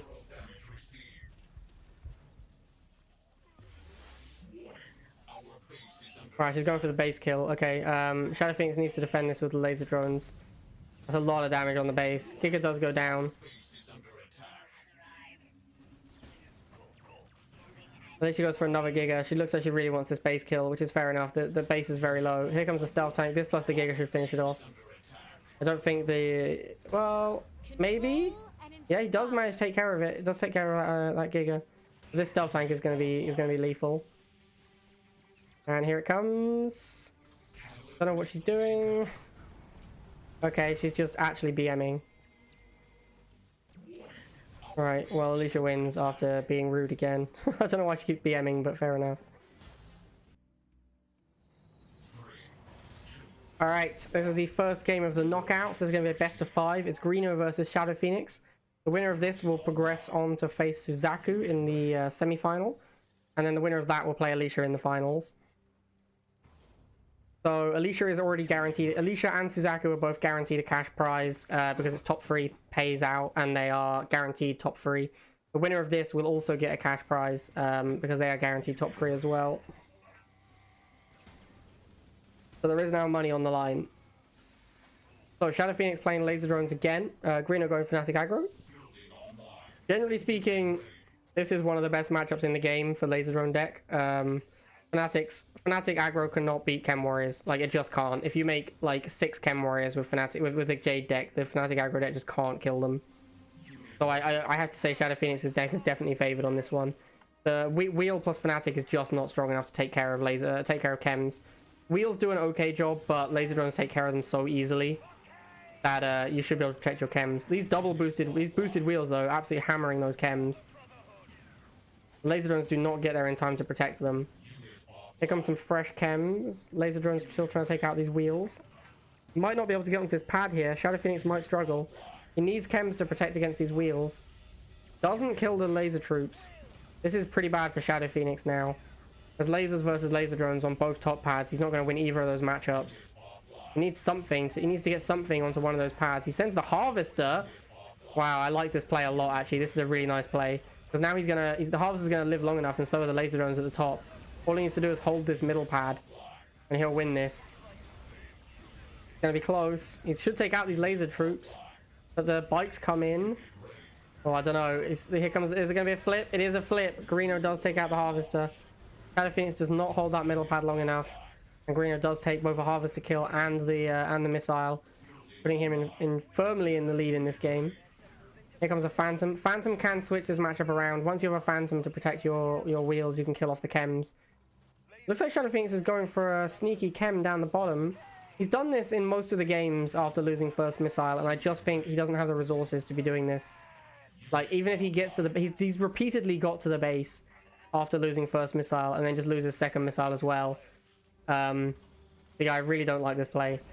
I don't like this play at all. I think this is just a huge waste of resources that he needs to fight for the pads. He's going to get a lot of damage in here, but if he loses the missile, it just doesn't matter. And he's used all his resources going after the base for no reason. So he's unlikely to win this missile. Actually, maybe he does win it. Greeno kind of messed this one up. Alright, well, I don't know how Greeno managed that, but he managed to screw it up and not stop the pad. So I guess Shadow Phoenix is gonna win. Now that he's done the base nuke and he's got so much damage off of it and he won the missile. I think Greeno really messed up to let him do that. Anyway, yeah, Shadow Phoenix does take the first game.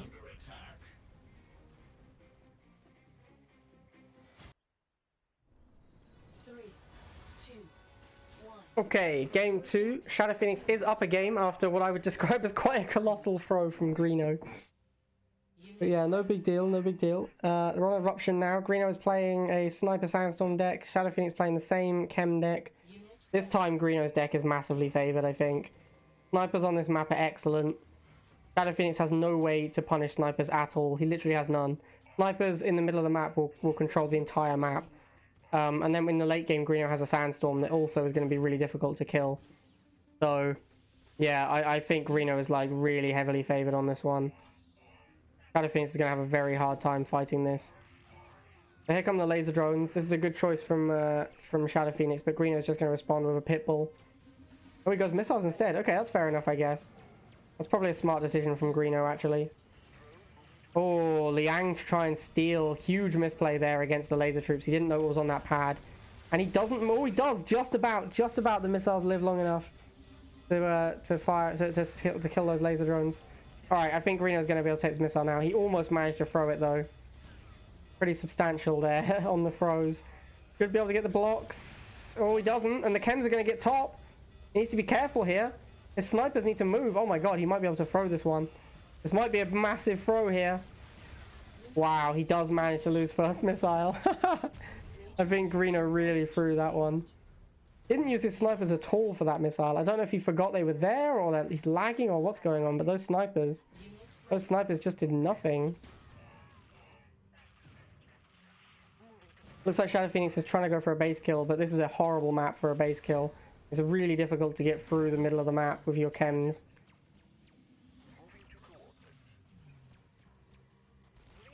Yeah, he's going for that base kill, but there's just no way they ever get through the middle of the map, so it's just pointless.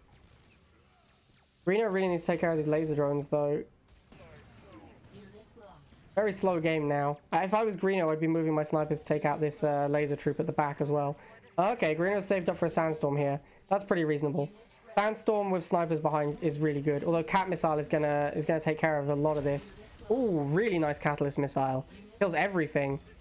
Oh wow, this is good. This is really good for Shadow Phoenix. Spam some laser drones. I mean, the laser drone spam might be good enough against these pit bulls. I don't think they're gonna hold the top left long enough. Definitely not gonna hold the middle against this double pit bull. This is the problem. The pit bulls are so strong. The pit bulls are so strong against this laser drone deck. Really difficult for Shadow Phoenix to deal with them in the mid game because of the bike nerf. Like now the bikes don't beat pit bulls. They don't even come close. Finally starts moving those laser troops. He needed laser troops sooner, but he didn't get them out soon enough. So greeno looking really good now. Once he wins that second missile, he now has access to sandstorms. Every sandstorm he makes, Shadow Phoenix is going to have to catalyst missile plus chem to kill, basically. Yeah, here comes another sandstorm. This is going to be very difficult for Shadow. Shadow Phoenix needs to get another another insane catalyst missile to win this one. Oh, he's sending a phantom around the bottom. Is he going for the base? That is not going to work. That is a really bad plan. Oh, I really don't like this. There's no way he races the nuke. He's not going to come close to killing it in time. Yeah, this is not going to work. That's going to be game over. For greeno's going to win. If he'd done this sooner, maybe, but yeah, he needed like twice as long as he had to do that. All right, so greeno does take it. Okay. Game 3. It's currently 1-1. Shadow, I think, has brought the same deck basically every game. Alright, game 3, 1-1 at the moment. Shadow Phoenix brings the same deck again. greeno brings artillery. I really like greeno's choice of deck here. I think on battlefield, artillery is going to be fantastic. It's going to be really good against Shadow Phoenix's deck as well. Although, wait, hang on. No, Jade hard counters artillery. Never mind. Jade is extremely good versus artillery. So maybe not. I actually think greeno's going to really struggle because of the Jade. It depends. If you can dodge a catalyst missile. If you boost your artillery as they fire the catalyst missile, you can pack up and move and dodge it. But it's quite a difficult maneuver to pull off, and you need to be saving your boost for when they go for the cat missile. So yeah, this is gonna be an interesting one. This could go either way for sure. If greeno can get the artillery set up and protected from Jade missiles, then he should win. But that requires like key precision micro.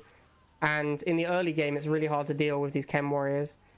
You can see these chem warriors are just creating a zone of control for Shadow Phoenix that protects his bikes from the laser troops. And if greeno loses the first missile badly, then it's gonna. It's already stalled quite a lot. He's at 1 minute 13, and the missile's only half charged, so it's looking okay for greeno. But he needs a lot of time because he needs to be able to make the artillery and keep it alive. He probably needs to make a second artillery. The first one probably won't live against Jade. But he needs to live long enough that the second artillery can take over the game. Yeah, these chem warriors are causing a lot of issues. Greeno's throwing units at the pad to stall, which I think is worth it. I think every second he can get stall is worth it. Okay, he decides the missile's done and gives it up. So he's, Shadow Phoenix is probably going to try and go for a base kill now, like he's done in most games. Greeno should try and get artillery out to protect his base from the base kill. Artillery does also take a long time to kill chem warriors because they're so beefy. Yeah, Shadow Phoenix is going for that base kill now. Venom should take down this bottom chem warrior, and he's got a block on the top one. Here comes the artillery. He's going to need to boost it to kill these chem warriors though, and then he's not going to have the ability to boost it and move away from a Jade missile. Here comes the missile. He needs to move it. Is he going to dodge? Ooh, the artillery lives. This is huge. This is a huge deal. The chems died. They didn't get many clouds. The artillery lived. This is a huge deal for Greeno. He's actually like he's in pretty good position now. He just needs to make lasers and phantoms to protect this artillery. The artillery should kill all the ground troops now. He just needs to protect it from air, from the laser drones, and he should be fine. Yeah, this is looking really good. He's got Phantom out now as well. This is looking really nice for Greeno. Although he's moving the artillery too much. He needs to set it up. If he loses this artillery, he's in really bad shape. Oh dear, the laser drones. The laser drones, if he loses the artillery, it could be really bad. Oh, he keeps it alive. This is huge here. The artillery takes care of those chems. Oh, it's going to die though. Oh, this is huge. He's got a new artillery, but I don't know if it's going to be there in time. Oh, this is close. This could go either way. Phantom takes care of the laser drones. Artillery takes care of the bikes. Venom up top is... Yeah, okay. I think he's got it. I think he's got it. He needs to stop packing his artillery up. I don't know why he keeps repacking it. It's already covering the pad. I just leave it deployed and kill all the bikes as they come in. Like this. Yeah, exactly. Alright, he finally leaves the artillery alone and wins the missile. Alright, and now he's trying to move it up, which I think again is a misplay. Because he should be just using it to kill stuff. Shadow Phoenix going for that base kill. I don't think Bikes are going to cut it, and he doesn't have the money for Catalyst Missile spam, so...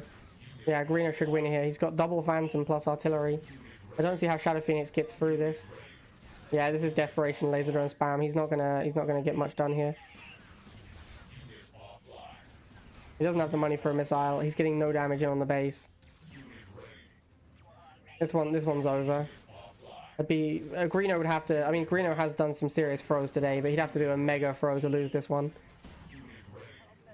Goes for a second artillery. Not a big fan of that, but it's fine. He's got the game so locked up now. It doesn't really matter what he does. All right, and Greeno does take it as predicted. Very close there. If he'd lost that artillery on the second missile, he might have lost that game. I think it was actually very close.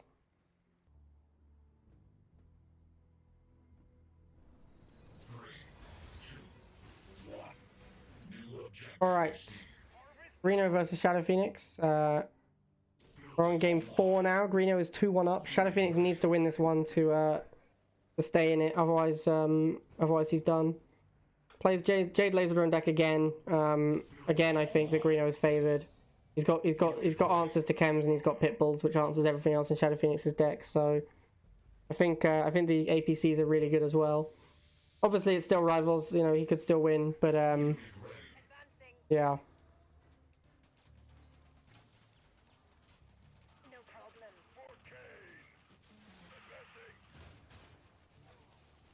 I think Greeno is probably favored on this one. Greeno's looking pretty good for first missile. Oh, he needs to get on this pad. Nope, he loses it. He loses it. Doesn't get on in time. Needs to get those drone swarms onto those pads and kill those militants. He does lose first missile. This is a pretty big deal because now Shadow Phoenix has the out of killing his base. I think Greeno's deck is heavily favored the later the game goes. But obviously if Shadow Phoenix can just end the game, then it doesn't matter. Obviously pre-Jade nerf I would say that Shadow Phoenix is basically guaranteed to win, but with the Jade nerf that's just not the case anymore. Now that you have to get chems there, it is possible to stop chems reaching your base, especially with something like Drone Swarm that has extremely high DPS. But Greeno does send the Drone Swarm to fight those chems. Nice turret to block. He's not doing a great job. I don't know where these Drone Swarm is going bottom instead of fighting the chems. He should really be focusing everything on these chem troopers here. He is going to take them out before they reach the base. Wow, Shadow Phoenix goes for the cat missile. Does get double cloud, but does also lose the chem warriors, so he loses a bit of damage there. So it's only about half the, it's only about a quarter of the base, or half of a half. Greeno now going for the Mohawk drone swarm plant. I think Greeno needs to be trying to get APCs out. Looking pretty good. He should win this missile quite easily. He's going to win top and middle. He's going to lose bottom, but that doesn't matter, because he wins the other two pads. Does take it. So now it's going to come down to whether or not Shadow Phoenix can finish off this base before Greeno wins the last missile. I think that seems likely to be the deciding factor. Yeah, Shadow Phoenix loves these base kill strategy. Sending a Phantom down the bottom. Greeno's seen it though. He knows it's there. He's sending double Pitbull to intercept. Parking an APC on the pad is a good choice. That will keep the missile charging, whilst also providing cover for units trying to cross over. It's good versus all of the units Shadow Phoenix might send at the base. Lots of laser drones heading in. Another cat missile on the base. Does a lot less damage than it used to, but still enough. There's not one more cat missile will actually do it. He did so much. He did enough damage with the chem kill. I don't know, man. This is going to be close. I don't know if the Jade is going to cool down in time. It's going to be really close. I don't think it's going to do it. I think the missile's going to fire before Jade cools down. Yeah. Jade is still a quarter of the way to go. Close game though. Shadow Phoenix almost had that one. If he'd got a Jade missile a little bit sooner, he would have maybe had it. 3, 2, Alright, here we go. Suzaku versus Greeno. We're on 3 lanes. This is the semi-final, so the loser of this gets $30 and the winner will proceed to the finals. So they will face Alicia, where they will either get $110 or $75 depending on first or second place.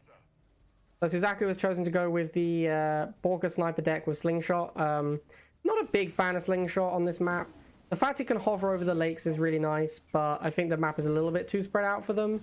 I'm not sure. Like, I think Slingshot and Pitbull are both reasonable options for this map. So Suzaku's gone with Slingshot. I think I might have gone with Pitbull, but it's pretty close. And Greeno's gone for the GDI APC deck. So I think Suzaku is favored. He has the Borkas. He's not weak to Pitbull, to Mohawk like he was last time. I think that's why he swapped out to Slingshot, because he struggled so much against Mohawk last time. So he doesn't want to be weak to Mohawk again. And this deck definitely isn't going to be weak to Mohawk. And the Borka is going to clean up the APC. So yeah, I like Suzaku a lot in this matchup. I think he's definitely got the advantage. Nicely Angron to stall there. That's going to buy him a lot of time. Turret though does take care of most of these snipers. I gotta say, really nicely played from Greeno with that turret. Nicely played from both players. But I think Greeno got the edge there, and you can see he's getting rewarded for it with this missile. Nicely played by Greeno. Does take the missile. Very close though. He almost lets Suzaku back on that pad. So Suzaku's probably going to look to go... he's losing a lot of snipers. Suzaku is not doing a good job protecting these snipers. But yeah, he's probably going to look to try and go Orca Bomber at some point. When he sees the APCs roll out, he's going to want to get an Orca Bomber. Greeno goes out with the Mohawk to fight the Predator. It's a good choice. Suzaku has to respond with Slingshot, obviously. Does keep the Predator alive. That is a big deal. Because he is playing Liang. He can heal it back up, which he's going to do now. That is a big deal because obviously the Predator's worth 70 and Suzaku is broke right now. But being able to heal up a 70 cost unit makes a lot of difference. Ooh, turret. He should focus the Liangron with this turret instead of the Sandstorm, the Slingshot. He's doing nothing by attacking the Slingshot. That's a huge shame. He could have taken out the Liangron there, which would have been actually quite a big deal. But he just shot the Slingshot, which did nothing. So this Predator tank's doing a pretty good job. It's going to go down to these Pitbulls eventually. Although the Liangron is doing insane amounts of work. Does finally go down. Fresh Predator comes out immediately. Suzaku really just needs to... He's looking to protect this Slingshot so that he can protect his snipers. Very early Liangron. Don't like that at all. That's way too soon. That's going to get taken out by a Pitbull. So that's a huge waste. Really didn't like that. He's moving his snipers back into the... Oh my god, this is a huge misclick from Suzaku. What's he doing? I don't think he's going to get... Is he going to get on the pad? He does. Oh, he manages to get the flip. I really didn't like how he played that, but it did pay off for him. But yeah, I really feel like he didn't didn't like how he played it, but it paid off, so you can't argue with the results. He did win that missile. All of his units are super low now. Greeno does take out that Predator. I really think he wants to be getting like APC out or Mohawk or something. I guess Mohawk is just not that good against the Slingshot. But yeah, like an APC just to hold. Although APC is not amazing against Predator, so maybe Greeno is in a kind of a tough spot here. The snipers are doing a lot of work, and he's struggling to deal with them. I do think he probably just needs to make an APC just because APC is a barrier that the Predators have to spend some time working on. But yeah, you can see these Predators with Leandro are just absolutely indestructible. They don't even care about the missiles. Unit ready. And with that slingshot guarding from Mohawk, it's really hard for Greeno to do anything. Unit lost. The problem is Greeno is choosing to fight in this location where Suzaku wants to fight, and he needs to be splitting up the fight. Unit ready. It's not looking good. He needs to Mohawk top instead of missiles. He needs to missiles middle and Mohawk top. I don't think he's going to be able to kill these Predators in time. And yeah, Predator too many hit points does win the game.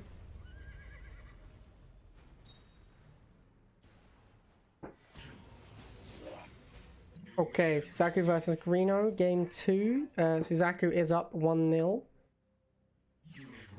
So Suzaku's playing a standard Nod Ceph aggro deck. Very standard. Greeno with a slight variation. Almost a mirror match. It's laser drones versus Scorpion tank. Neither player goes Harvester early. Both players scout with wheels, see a war factory opening, and choose not to go Harvesters. Greeno tech switches into laser troops. I think this is a huge misplay. Like, you have laser drones in your deck, and you see your opponent make a tank. Why would you not tech switch into laser drones? Like, they annihilate the war factory. Instead, he goes lasers. These lasers are doing nothing. They're just getting eaten by wheels. There's also Tiberium on the map that makes them even worse. But yeah, I mean, Suzaku doesn't even need to go barracks. He goes barracks, but he could just win with war factory. So Suzaku very far ahead right now. Still has a 70 cost unit on the field, which is like much better than anything Greeno has going on. Greeno can never afford his air tower now because he's committed to barracks plus war factory. Neither player has a harvester, so it's just going to come down to this no halving, which I think Suzaku is heavily favored in because Greeno doesn't have his laser drones, which is his extra unit. So yeah, Suzaku cleaning up the wheels with the tank, taking out the militants with the militants. Suzaku's actually almost saved up to the point where he can get a harvester because he's winning by so much. If Suzaku pops a harvester after first missile and Greeno does not have the ability to make a harvester, which looks very likely because Greeno is broke, then Greeno will just lose to economy, like for sure. And yeah, Suzaku takes first missile easily. He's going to pop a harvester here, I assume. Maybe he continues to play no half, but I think popping a harvester here would be game over. Continuing to play a no harvester game gives Greeno the option to fight you on your own economy. So Suzaku, there's the harvester finally. I think he should have made that right after the missile fired, because now he's going to get blocked as well, so it's not even good. He should be able to protect it easily though. Greeno does not have the laser drones, which is what would have pressured Suzaku the most. Yeah, and Greeno is not saving up for a harvester. He's committing to the no half plan, so it's going to be very difficult for him to ever save up enough money to fight Suzaku, just making tanks and militants, an occasional Banshee as well. Still, no half does have the pop cap advantage. The 4 units Greeno does have access to are strong, but he lost that last missile when he was when he had the same pop cap.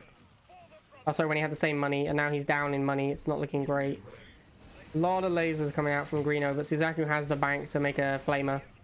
Suzaku needs to move this harvester now. Like, he should put the harvester on the bottom pad. Yeah, he's doing it. And then he puts the flamers on the left, and then he should, yeah, he's blocking with the harvester. Got militants top. This should be game. I don't see how Greeno comes out of this. And it is. Suzaku does win.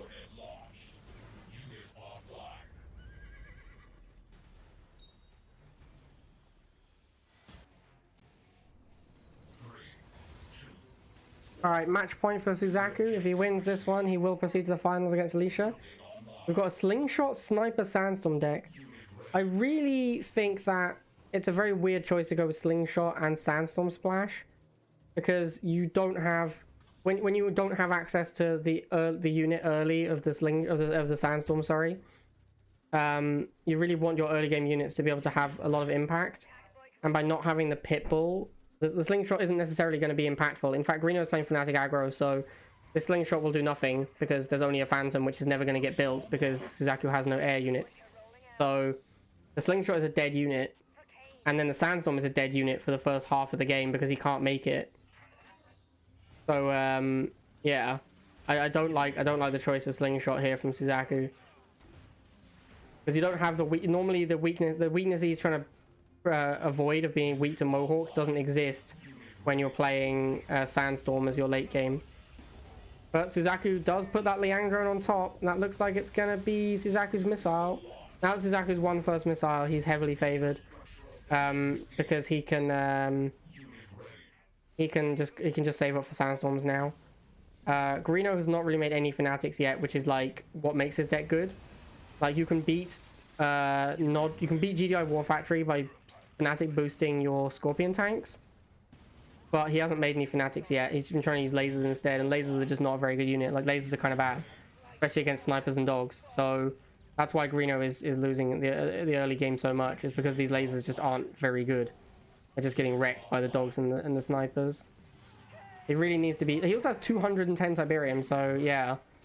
I don't know why he isn't just making, like, quadruple tank and beating up on everything Suzaku has.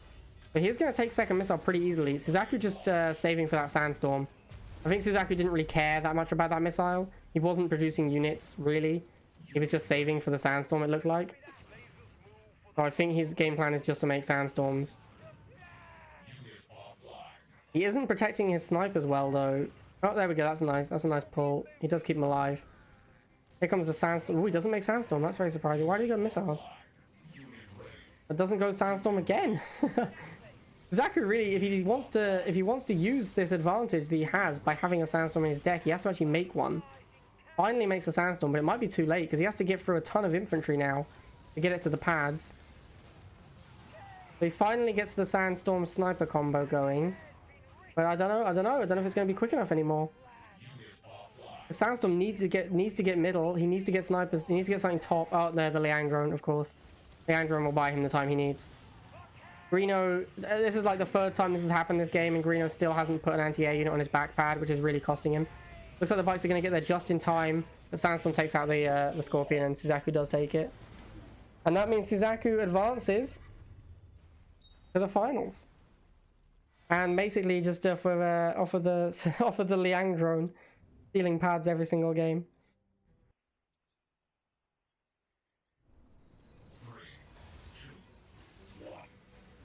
Alright, here we are with the grand finals. Suzaku versus Alicia Destiny. Alicia is playing her standard Nod deck with Fanatics, Inferno Phantom.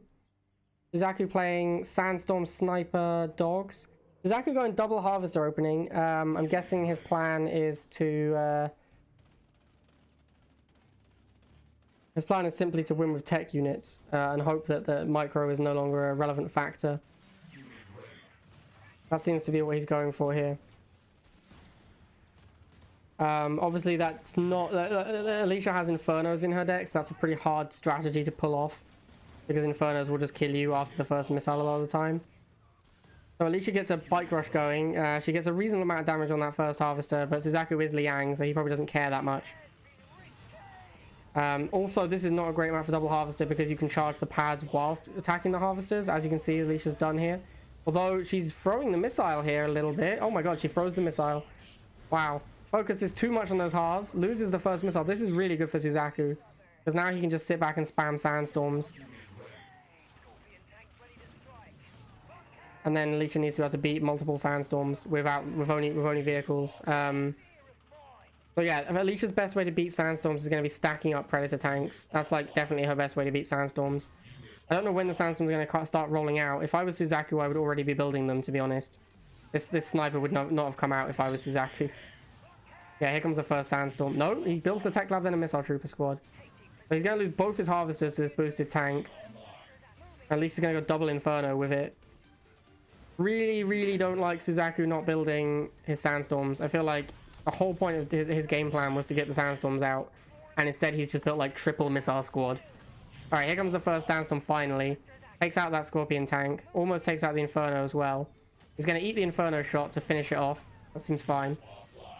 Second Inferno is going to go down to the missile troopers. It does. Now he just needs snipers. Don't spawn them in the fire. No, Suzaku. Wow. Spawns the snipers into the fire. Manages to lose them. He's not going to hold these pads. These bikes are going to kill his Liang drone in time. And then the Fanatics are going to flip it. Yep. And Suzaku doesn't have that much money because he lost both his harvesters and then took a long time to get them back onto the field. So Alicia's going to suicide in the Fanatics to get a double boosted tank. Suzaku moves the sandstorm, which I think is like, obviously a double boosted tank is going to be able to run down your sandstorm, but he just misses out on a lot of shots. You gotta lose both harvesters again. In comes another Inferno. Suzaku needs another Sandstorm here. Here comes another one. Gets bombed. Does take out the Inferno in exchange, though. It looks like an Inferno, 2 Inferno shots take out Sandstorm, though. Does now have 2 Sandstorms. Goes for the healing drone. He's going to get double bombed here if he's not careful. Does manage to dodge the double bomb. Very nice. Really needs more Sandstorms here, but he's kind of broke at the moment. Maybe a sniper squad to go behind his Sandstorm. This is going to be a close one, actually. This Inferno might... No, she bombs top. I think if she bombed the missiles on the bottom right, she could have maybe come back there. But she goes after the Sandstorm, which just doesn't die. Because it doesn't die to one shot. And Suzaku does end up taking it, so good job, Suzaku. And that's why you can't lose the first missile against Double Harvester. Because when you do, they'll just make tech units and you'll die. Okay, game 2, Suzaku versus Alicia. So Alicia is playing her standard GDI deck, and Suzaku is going for a sniper deck with double tech. He's going Sandstorm and Mammoth Tank here. I think I like this choice, and it's pretty reasonable. I put a little scoreboard up here, but let me shrink it down a little and try and move it so it doesn't cover the game time. There we go, that's better. Okay, so both players got double harvest to start. I think this favors Suzaku. Like, his late game is more powerful than Alicia's because of Sandstorms. Sandstorms will beat the Borkers, and then a Mammoth Tank can beat up on all the Predators that might try and take out the Sandstorms. Although, the map is pretty spread out, so that means it's hard for Suzaku to set up the Sandstorms with the Mammoth, which is really what he wants to be able to do in the late game. But yeah, I don't know. I mean, it's hard to say who's going to win this, although I would favor Suzaku's deck because the tech is... The tech is so good against what she's doing. Like the Sandstorms will beat Borkers. Unit lost. Building online. Building online. Okay, so Suzaku already has his tech lab open. First missile hasn't even fired yet. Alicia goes for the Liang drone. She's gonna take first missile easily. I think Suzaku doesn't know she's double half, I don't think. But he probably assumes that he's okay losing the first missile. Although Alicia doesn't really have a powerful late game, so I don't know. Maybe Suzaku doesn't mind. Maybe Suzaku is still going to be favored. But here comes double Predator. The problem with this, of course, is this is pretty good against the Sandstorms, but is not going to be good against Mammoth Tank, which is what Suzaku's going to do next. And as long as Suzaku can protect his Mammoth Tank from Orca Bomber, he should be in pretty good shape. And he's going to have the Sandstorm to do that. So here comes the first Orca Bomber. Alicia takes out these missiles with tanks. Classic Alicia play. Suzaku is trying to keep his Mammoth Tank on top of the Sandstorm. Yeah, this is exactly why. As the Borka comes in, the Sandstorm takes care of it. Only dies 50%. Mammoth takes out both the Predators. Suzaku should really be Liang droning. Yeah, there it is. I was going to say he should Liang drone the Sandstorm here.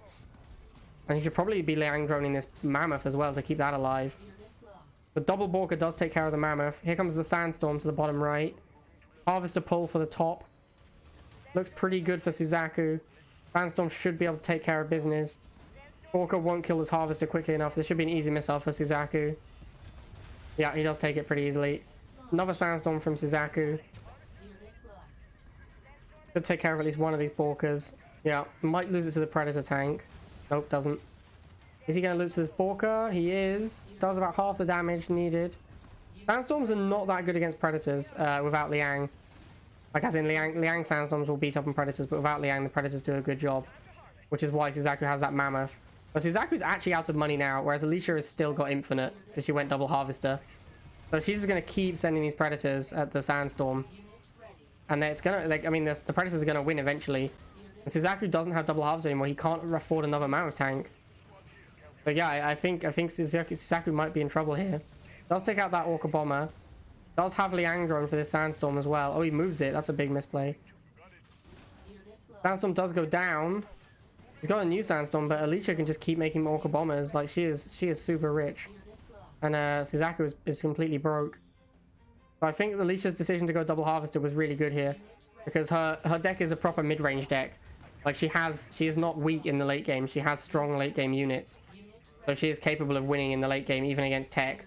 Because she's playing a mid-range deck. And yeah, she takes out a ton of Sandstorms with Predators. And wins the game. I think largely the map was an issue there. The map was not great for Suzaku because he needed to keep his mammoth tank alive, and he couldn't keep the mammoth tank alive when the map was so spread out. He couldn't keep the mammoth tank with the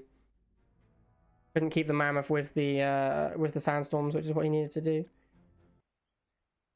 I used to love tank rushing Alicia on this map. Okay, game 3. I forgot to update the scoreboard. Sorry, my dudes. Here we go. Whoops. I pressed enter. And it created an extra line instead of... There we go. Alright, so Suzaku is bike rushing. I think this is a pretty big mistake on this map.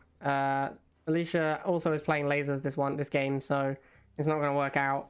Also, just like, bike rush is not good anymore. Bike rush hasn't been good for ages. They nerfed bike harvester damage, so bike rush just is not a good strategy. Suzaku loves bike rushing, but it just hasn't been good for like 6 months or something. So yeah, Alicia's harvester easily defended. She's got fanatics as well. She's going to easily win this, winning the early game easily. Suzaku doesn't have a harvester. He's having to save up for one now. Goes for another militant squad instead of a harvester. I really think he has to make a harvester here if he wants to win this game. There is the harvester. Alicia's going to immediately pressure it. Suzaku just holding these bottom pads. It's just not that helpful. Like, charging the missile here. If you fail a rush, you don't want to charge the missile because you're behind after you failed your rush. So it looks like Suzaku is going to take it. Alicia focuses so hard on the harvester up top that Suzaku does get the free missile. He is very far behind now. Alicia has a lot of money and a lot more battlefield presence. She's probably about to make an Inferno, I think. Hard to say. She doesn't have quite enough for the Inferno, so maybe not, but I think we're likely to see one pretty soon. Goes for lasers for the laser drones. Also, like, he has laser drones. Why not laser drone rush instead of bike rushing? Yeah, I don't know, man. I'm not a fan. Not a fan of Suzaku's play in this game at all. So Alicia goes for that half kill. She can smell it. She wants it. She wants to get those Infernos out. She does get the harvester kill. Here goes the air tower. Probably gonna... Yep, here comes the Inferno. Suzaku's going to try and sneak around the bottom, but this Inferno is going to stop him. Double Inferno now.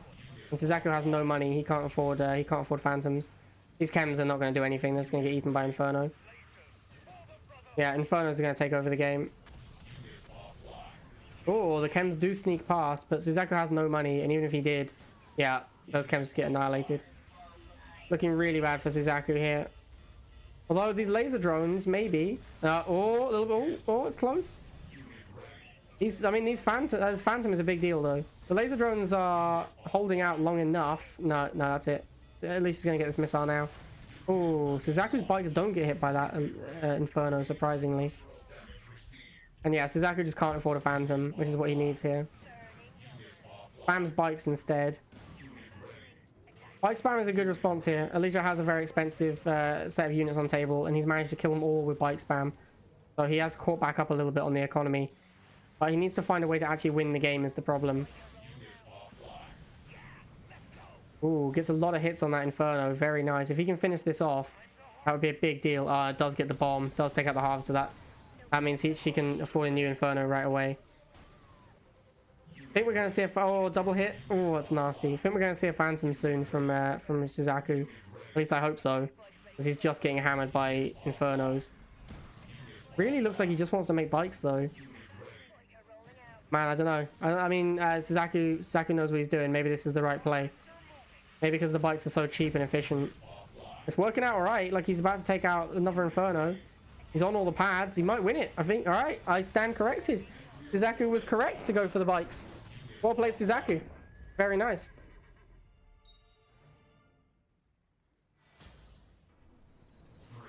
Alright, game 4. This is a best of 7, so each player does need 4 wins to win. Suzaku has gone back to his Mammoth Sandstorm deck. Alicia is playing the Inferno Fanatic deck.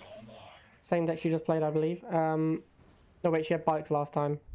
Anyway, Suzaku's deck is very weird. I'm not sure I like it. I like it more on this map than the previous one.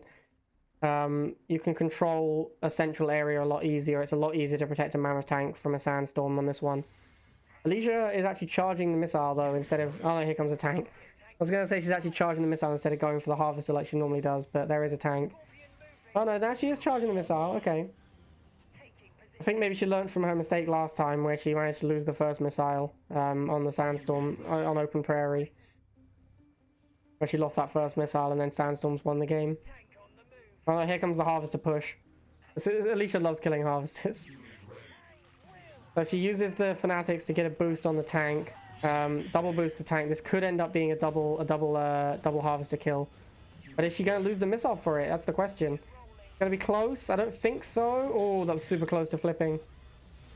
She's going to take out the top, and the snipers are going to lose the fanatics after walking into them. So she does take the missile as well. Very nicely done from Alicia.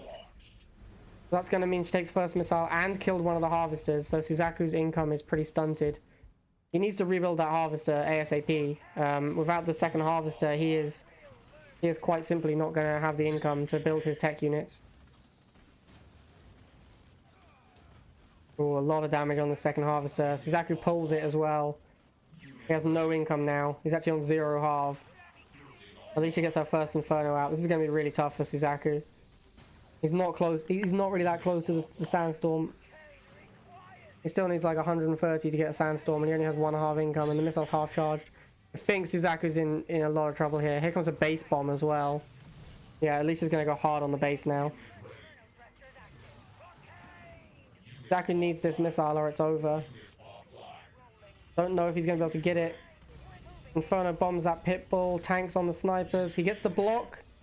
The Inferno going to move onto the pad. The Inferno doesn't move onto the pad. And Suzaku somehow takes second missile. Wow. He does also need to protect his base from the Infernos though. Very nice positioning on the pit bulls to make sure he doesn't take any base damage. Alicia's still pressuring these harvesters, but that's not how you beat tech. You beat tech by winning the game. Here comes another Inferno. Suzaku really needs to get this tech out, but he's really struggling. He has to keep making units to defend his base. If he got one sandstorm out, that would be enough to defend his base, but he just can't afford it. He's still a decent chunk of money away from a sandstorm, like 90 money. So he's having to spam these pit bulls to keep the Infernos off of him. Second harvester is going on a vision quest. I don't know where that's going. Oh, and he gets both his pit bulls killed. Second harvester is going to the pad. I don't like this play at all. But he eats an Inferno bomb. He's going to lose that harvester very quickly. Now he's pulling his other harvester. This is, I don't like this at all. I don't know what he's doing. He isn't on any of the pads. He's on the pads, but he isn't fighting well on any of them. Oh, this is not good. Suzaku never managed to get the tech units out. He's going to lose this missile, and that's going to be game. Yeah, there it is. Alicia does take it.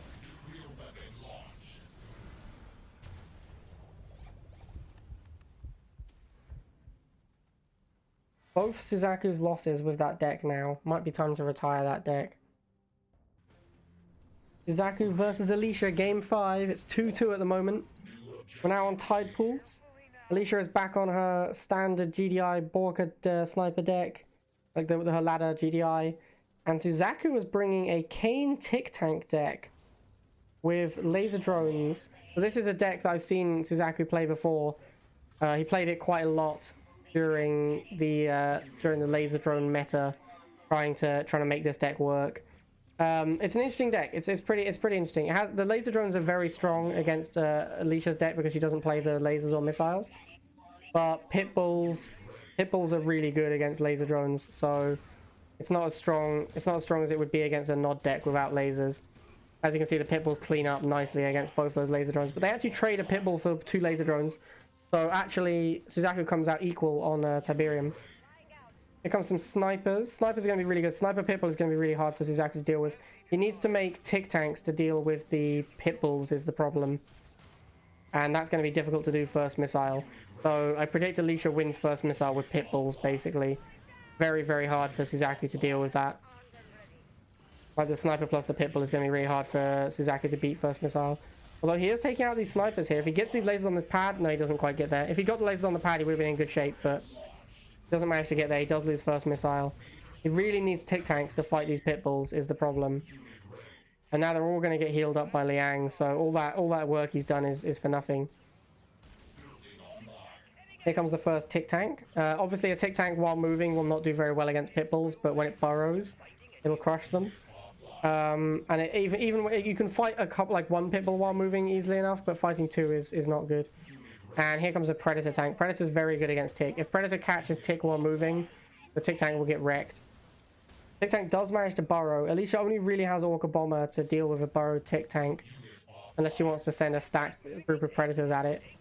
So Alicia decides to go for the Harvester instead. Suzaku moves the Tick Tank in. He wants to burrow it in defense of this Harvester, but he takes a lot of damage getting there. The Tick Tank is almost dead by the time it burrows. Does almost take out that Predator. Does also get the Pitbull. Borka comes down. Borka's dealing with this Tick Tank nicely.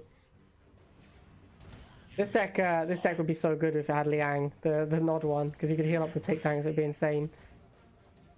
Yeah, Suzaku trying to get to that Borka but can't manage it with his Phantom. Not looking great for Suzaku here. This Borka is going to clean up this Tick Tank before it burrows. Yeah, there it goes. Can't use the Phantom efficiently because the Pitbull rotating around protecting it. Borka on top. This could be just game over. Looks like Alicia's going to take it. Does take out the Stealth Tank, Tick Tank. And yeah, Alicia wins. Oh, hang on. Maybe a flip. Oh, so close. So close to getting the flip with the Borka block. But yeah, that's going to be game, unfortunately. This Kane Tower is too late, and Zaku does not get back on the pad. Very nice attempt on the flip there, but doesn't quite manage the block. Alright. 3-2 to Alicia. Match point for Alicia. If she wins this one, she wins the finals. And she's got a very spicy MSV Titan MLRS deck. And Suzaku is playing the same deck as before, but with bikes instead of laser drones, which is going to be very bad on this map against what Alicia's bringing. MLRS is going to absolutely wreck Suzaku. And Suzaku again goes for a bike rush. Don't really know why, but there it is. It looks like it's going to work out for him this time. I know Alicia does have missiles. But she isn't able to use them against these militants. Looks like Suzaku might get the Harvester kill, but I don't know how relevant that's going to be. Like, I think the matchup is so heavily favored for Alicia. Her deck looks so far ahead. Once she gets an MLRS in the middle, Suzaku is going to have a really hard time killing it ever. Suzaku's still not building a Harvester. I don't know if he thinks he can win no Harv against her, but insane if he does.